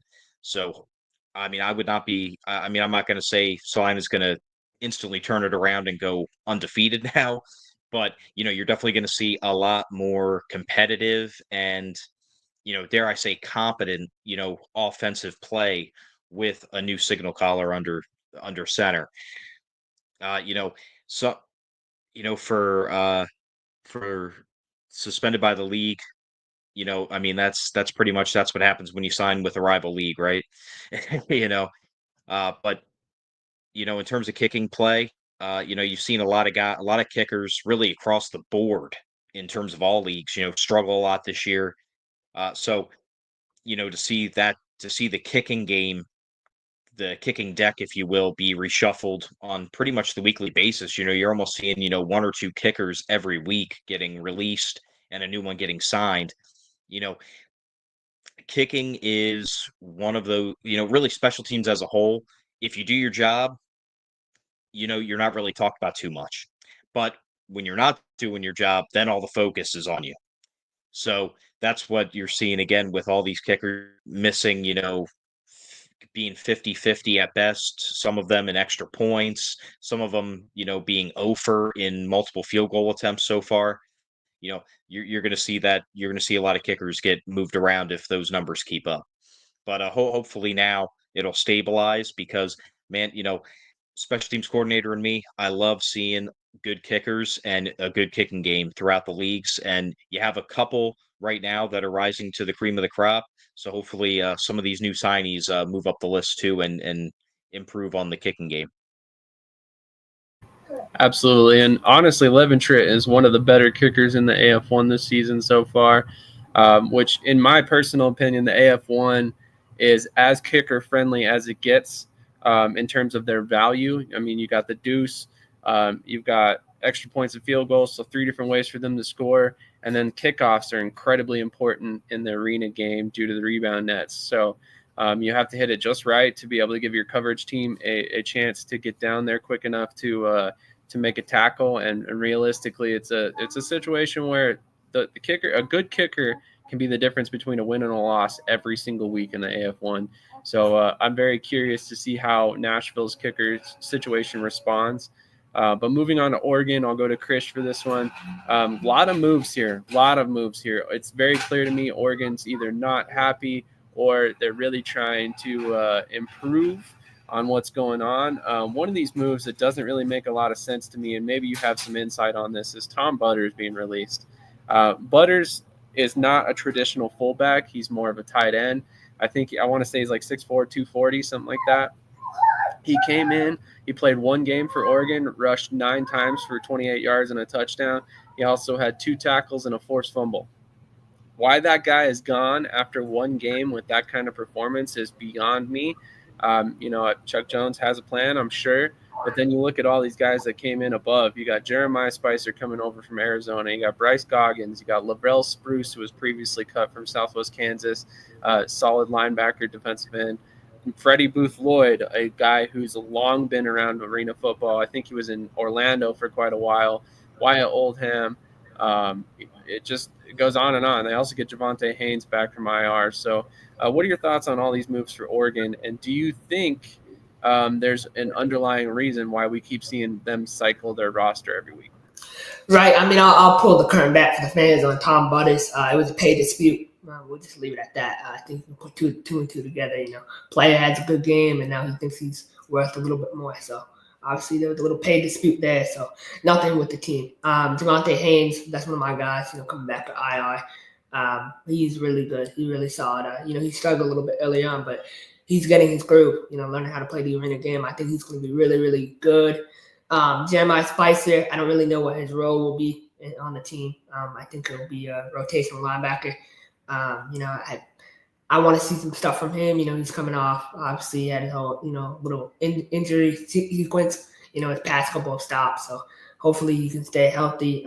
Spruce, another one of my guys. I'm happy for Spruce. He gets a good opportunity. I really hope they use him the right way. Like we spoke about before. But and Freddie Booth. People forget. This is like he was lead front runner for defensive player of the year in the NAL. He led the NAL. He was tied for leader in sacks. So it's good to see guys, and you see Larry Beavers up there. It's good to see guys who have an arena pedigree return to the game. It's really good because it keeps familiarity and it makes it flow a lot better when you got guys like Larry Beavers, Freddie Booth Lloyd, Shaquille Holiness, household names. And so I'd like to see Freddie Booth going to a small market team. I think that's amazing. And I hope we've had this before where guys sign and don't report. I hope he reports. I really do. And I hope he plays for them because a big player like that can really change up a small market, really change up. And so I'm just excited. He's a great dude. I have a lot of respect for him. I'm happy. I think Oregon, I think Coach Jones, he wants to win. He's in win now mode, so it's going to be good. I agree. You don't bring in a bunch of these guys if you're not in that mode that you want to win now. And let's not sugarcoat things here. Arena football rosters turn over so quickly that you can't really build for next season. There is none of that. So at the end of the day, if you're not in win now mode, what are you even doing playing arena football, right? So definitely a lot of moves here that I like. Real quick, I wanted to talk about what Washington did. I know this seems like a very small move here. Malcolm Banks gone, Tyler Castle in. Tyler Castle he's an undersized center. He can play some defensive line as well, correct, Krish? So it definitely could be a valuable piece of the puzzle for Washington. They like to use bigger guys at fullback at times, so we could potentially see him play some fullback if he doesn't start at center for Washington. So that could be a big move for them moving forward.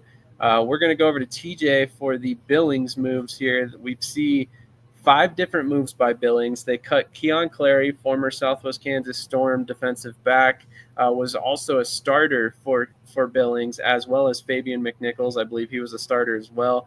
They bring in Tristan Vance, recently released by the Albany Firebirds, Taj Wright, and Aiden Ferguson.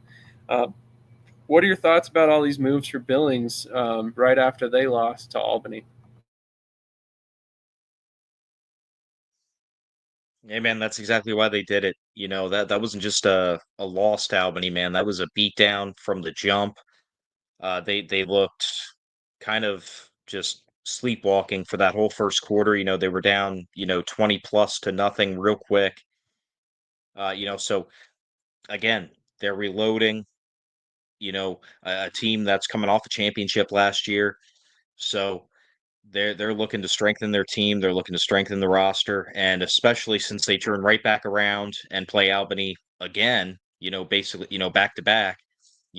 They're looking for that kind of spark to ignite them, especially this time being at their place. You don't want to get run out, 50-21 at your home turf. That's a worst case scenario. You already had it happen in Albany, dropping, I think they scored over 60 points last week. I turned it off because I was getting mad, as a Billings fan, because that just was not up to par for how Billings has played really for the last, year and a half now. But yeah, they're basically putting all their chips in the basket, and they're looking for a quick turnaround this week, much of like what the Cobras did with the Lions earlier in the NAL season. That is fair without a doubt. Honestly, a little bit surprised to see some of the moves by Billings, but if there's one thing I know about Coach Cedric Walker, he is not going to tolerate losing for very long, and he definitely does not want to lose to Albany, which has been talking smack all season long, or all off season long, and now there's a little bit of a rivalry between Billings and Albany because of it. Luckily for Billings, they face Albany coming up here very quickly again, so that's going to be an interesting game for sure.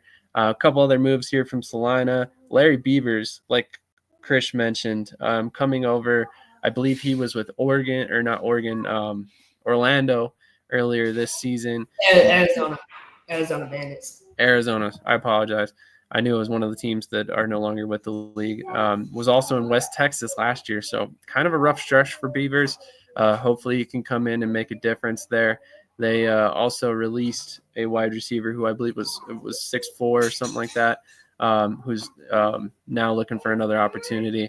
You see Anthony Kennedy comes back, offensive lineman who should be, a valuable depth piece, if nothing else. Kyle Jarvis, kind of a do-it-all, jack of all trades, placed on the 14-day IR, and then Anthony Duffy is released as well. So lots of moves here over the past week that really have just surprised me. I mean, there's a lot of big names moving around. Like we mentioned, Rakeem Cato, Larry Beavers, Keon Clary, just a bunch of names on here that I didn't expect to see bounce around mid-season like they have. So Brian Mathern says, where's the wrapped Billings car? That's a good question. I'm sure it'll be coming out on social media very quickly. So we're going to move on to our picks, and then we'll wrap this bad boy up with our locks of the week in our betting, or for our bettors out there. If you're going to be betting on indoor football, you've got Bettor's Edge for the AF1. You've got DraftKings for IFL. Both are decent platforms. I just always caution people to remember that Bettor's Edge is a peer-to-peer betting platform, which only takes your bets in if there is a corresponding bet on the other side of whatever you're betting on. So just keep that in mind. Not all of their bets are going to go through because of that. So this week's games, we've got Oregon versus Salina in Salina, Southwest Kansas versus Corpus Christi in Corpus, and then we have Albany versus Billings, the rematch already in Billings tomorrow on Easter. So let's go ahead and go to TJ first on this league. What are your thoughts on these three games, and give us a quick analysis if you would. Well, I got off to a good start because I did pick Nashville against Washington, so that was a nice way to start my week off in picks. For the Salina Oregon game, I know Salina, we just showed it, they've signed a lot of players, but so is Oregon. You just kind of have to go with, for me personally, what I've seen, and just Oregon is a lot closer to being a good team than Salina is right now, unfortunately for Salina. So I picked Oregon over them.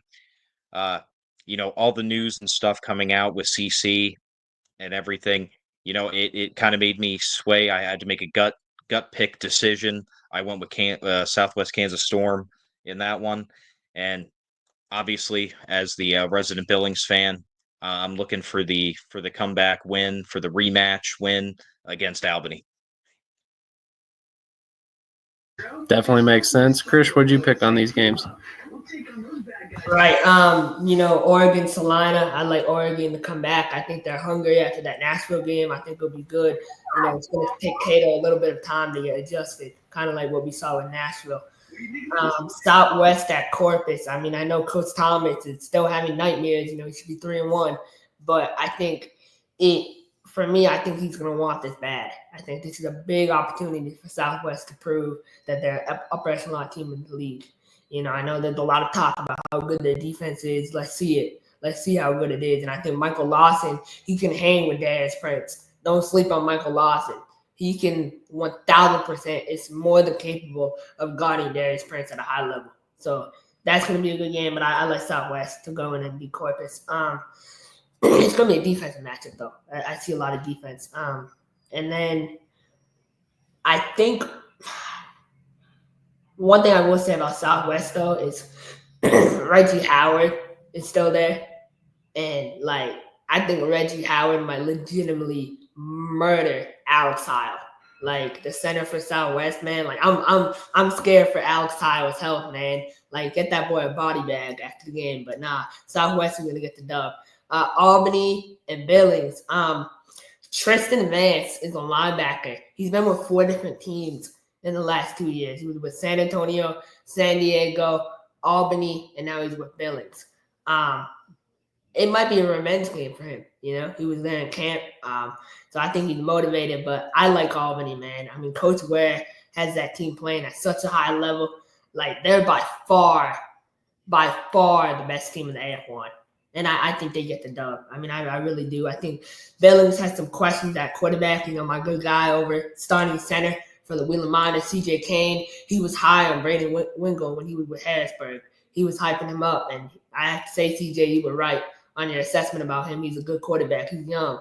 But I think I want to see if they lose this game, does Coach Walker go out and find another vet? Because Billings, the thing is, Billings is in win now mode. I don't know if they have time to develop a rookie, so it's interesting for sure. But I got Albany winning by 20.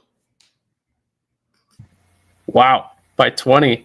Okay, that's it's quite the deficit there, and we'll see if that ends up occurring. But like I mentioned before, we're going to go ahead and transition here in a second. My picks for this week are basically pretty cut and dry. I picked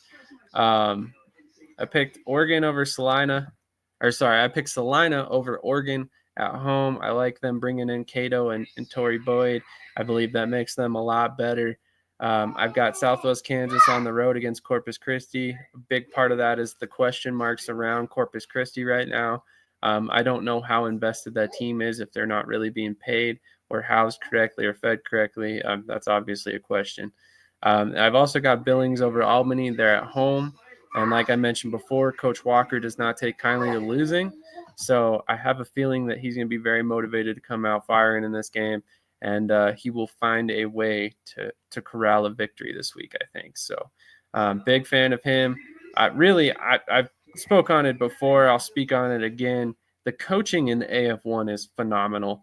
There really are some of the best coaches in the game in this league. So if I mention one coach over another, please don't take that as I think they're a better coach, because honestly, you couldn't ask for a better coaching lineup from any other league. So in that vein, I just want to make it clear, I've got a lot of respect for Damon Ware, but this is kind of an offensive versus defensive matchup, and it's in Billings. I really think that Billings is going to have the advantage here. And I think it's good for the league if Billings wins this game as well, because all of a sudden there's some questions at the top there, which is always a good thing for parity and competition. So without further ado, we're going to go ahead and transition into our locks of the week.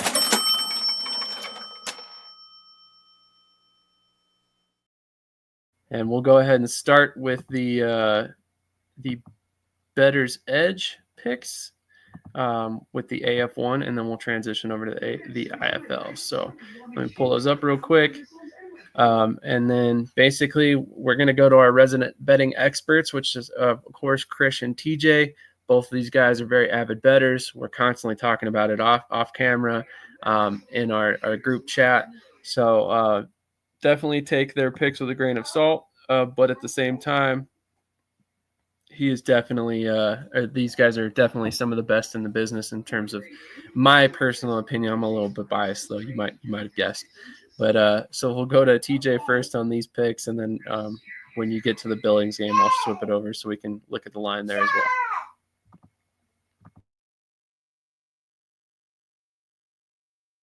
well. For the first game, I would be inclined to take Oregon with the points plus 4.5. I see it being a closer game. And over under, you know what? Just because of all the changes and additions that they've put, I would say under 78.5. I think it's going to come in just a little under that. With the Southwest Corpus Christi game, again, I picked Southwest Kansas to win flat out, but for the guarantee, I would take the point spread at plus 6.5. That's basically a lock. That is a lock for me. Like I said, I think I think they're either going to come down. It's either going to come down to the final possession of the game, or they're just going to win outright already. So the points is just literal cushion for you. That one I'm going to go with over, because I think that's going to be a little bit more of an offensive slugfest. And Billings, obviously, I'm taking Billings. They're being given plus 9.5. I would take the points, and I would take the over, definitely. As you saw last week, these two have a little bit of, trash talking, a little bit of, I'll call it, fun bad blood going on. They've never crossed the line, but they do make it, entertaining for social media and stuff.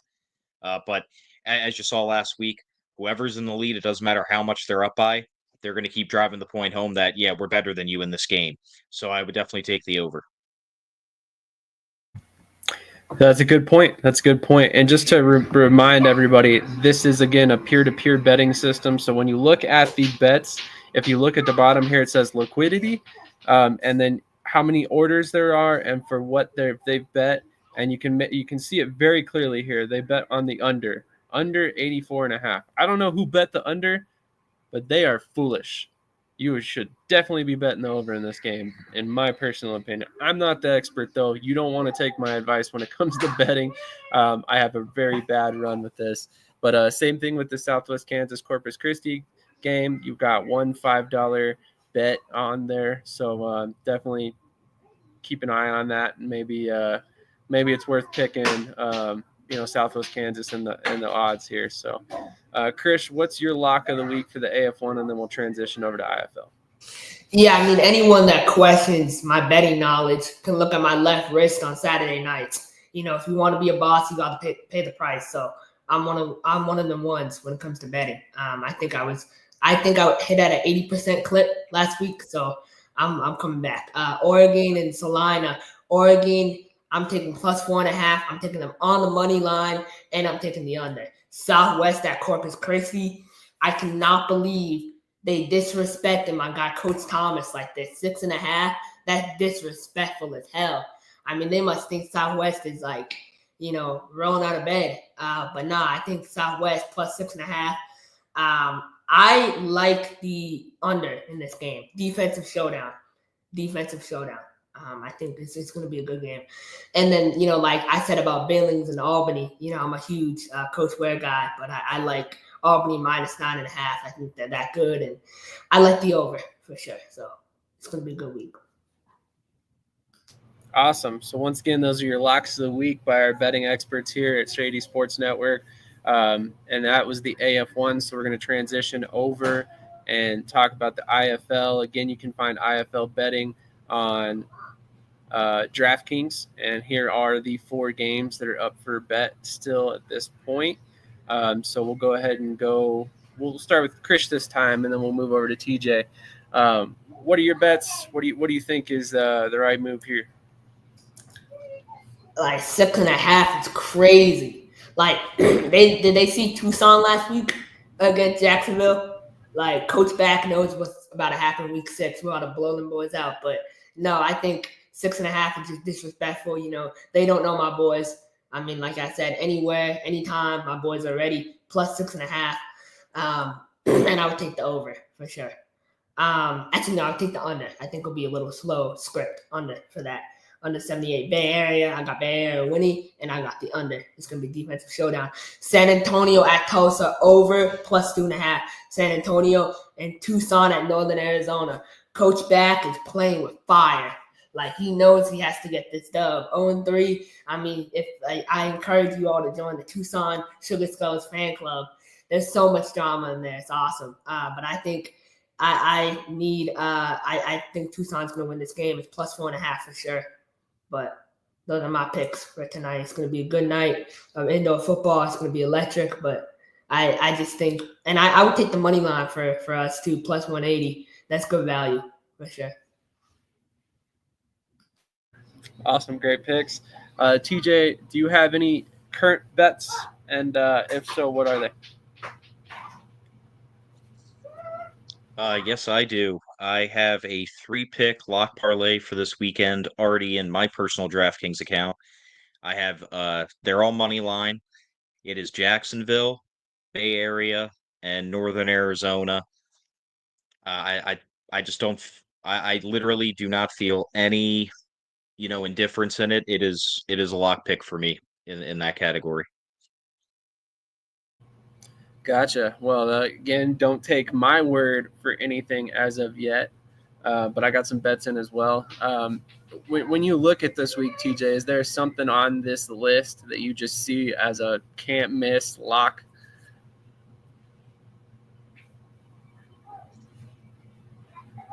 In my personal opinion, I would say the Bay Area Fisher's Freight over under.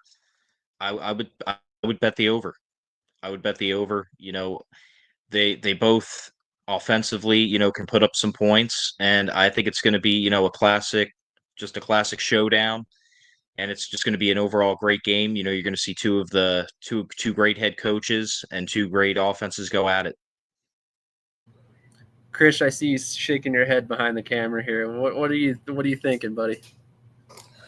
I mean, we know Bay Area's rushing attack is weak, right? We know what Indy wants to do. Indy wants to run the ball. They want to run the ball. And I don't know. Game script wise, I mean, it's early in the morning, TJ. I don't know what you got going, but it's crazy to me that you put the over. I mean, I think under, that's my lock of the week. And then obviously my other lock is plus 6.5, disrespectful spread, but those are my two. I don't know that 6.5 is disrespectful, especially in the indoor game when Jacksonville's at home. But since you mentioned that, I'll go ahead and throw my bets out there. I bet on the Pirates for the money line, so I'm not throwing around a bunch of money or anything, but I bet on the Pirates to win this game. I bet on Fisher Freights to win, or Fisher Freight. And then also, I threw a flyer out there, and I would not recommend this for anybody who does not want to lose their money, but I also bet on Tulsa to win this game. So all just money line bets for me, nothing special there. I just figured I would throw it out there and see what I got. This past week, I had some not so great picks that all ended up in losses. I had a couple on the UFL side of things where I won. And had a couple bucks left over in the account, so I figured I'd throw them down and see what I get this week. So a couple comments, and then we'll get out of here. Adam says Krish needs a UA on the Billings game. He says 20 points. Yeah, I don't know, man. Albany laid the smackdown on Billings last week, so I'm not sure that for once Krish is claiming anything crazy here, because at the end of the day, they beat Billings by 30, 40 points last week. So I don't know that 20 points is unreasonable. Now it's in Billings, so we know Adam's going to be there, harassing all the Albany players the whole game. So maybe that changes a lot. We'll see. It's that ninth man out there in Billings really has to show up in this game. And Brian says Billings revenge ? So make sure that if you have a bet, that'd be the game I would bet on in the AF1 in particular. So let's go ahead and wrap this bad boy up. We've been here for almost 2.5 hours. This is supposed to be an hour show. It seems like lately these shows are running long. I enjoy talking indoor football, so I love every minute of it. But any final thoughts from either of you guys? We'll go to Krish first. No, I appreciate, we're up to 55 viewers. I appreciate the support. Obviously, I love when people tune in and support what we do. We try to provide you honest coverage. We don't softball. Coach Bonner can't hit home runs on this show. So, we call it out his and we just tell the truth. And I think, you the fans deserve that level of transparency. And I just enjoy tonight. Tonight's going to be amazing. I don't know how I'm going to keep up with all these games. Like, I probably will shut up my phone and have to go back and watch the replay of some of these games because it's going to be amazing. So tune in and just enjoy and be positive. I know we say a lot of things, but all three of us are highly qualified to talk about indoor football the way we do. Especially you two, you guys have been around this for more than I have. So I think it's you take our opinions, with a grain of salt, but also take it with a grain of respect too, for real. So I'm excited, and it's going to be a great night. Let's go Pirates. We're ready. Going into Jacksonville. They got my boy disrespected under the radar. We want all the smoke, all the blow, anywhere, anytime. Let's go, man. I'm not sure what all the blow means, but we do not promote any drug use on the show. I'm just saying. TJ, any final thoughts for you, buddy?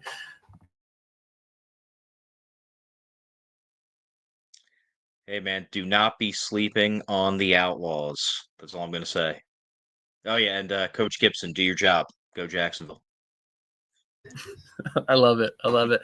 Adam, is this weekend your birthday, buddy? If so, make sure, everybody go over to Adam's page. Make sure to say happy birthday. Adam was recently on our super fan episode of the show. This guy showed up, painted face, the whole nine at like 6 o'clock in the morning Billings time. So really appreciate everything you do for the sport, buddy. And then on top of that, you're one of the good guys as far as I'm concerned. You really support your team, and it's people like you that we preach so often on here that keep these teams afloat, that keep them in a viable manner. So my final message of the day is really just go support your local team. If you can make it to a game, go do it. Buy some merch, even if it's just watching on YouTube. All that stuff adds up. Make sure you're talking about it as well. If you have friends that are football fans that aren't necessarily indoor football fans, but you are, spread the love. Tell them about the games. Have them come over to your house and watch an indoor football game with you, or an AF1 game, or whatever it may be. And if you're a casual fan who just happened to stumble across this show and you're not aware to watch or where to watch these games, make sure you go follow the National Arena League channel on YouTube. Make sure you download the free to consume Evergreen Now app to watch the AF1 games. And then also, go try out that month free on the IFL Network to watch their games as well. We've talked a lot of smack about the IFL Network and them ultimately launching that as a paid paywall. But at the end of the day, if it makes for a better, more stable league, I'm behind that decision no matter what. And at the end of the day, I hope that's what it does. So if you're a fan of any of these teams, drop your team in the chat. We want to hear who you root for, where you're from, all that fun stuff.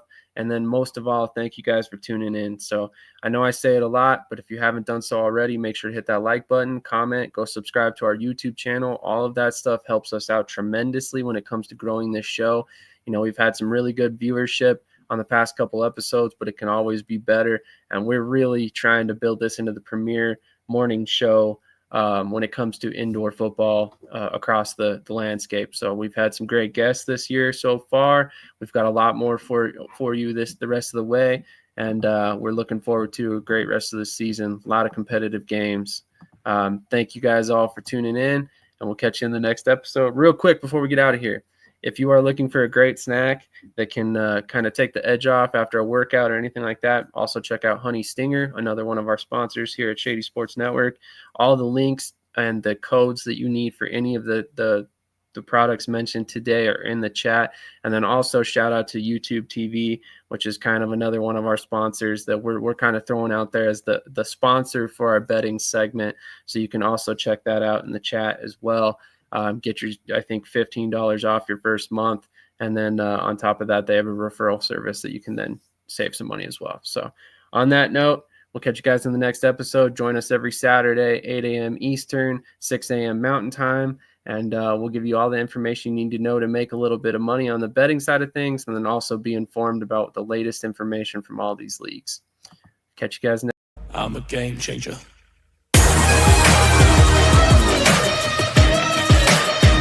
I'm a game changer. I'm a game changer. I'm a game changer. I'm a game changer.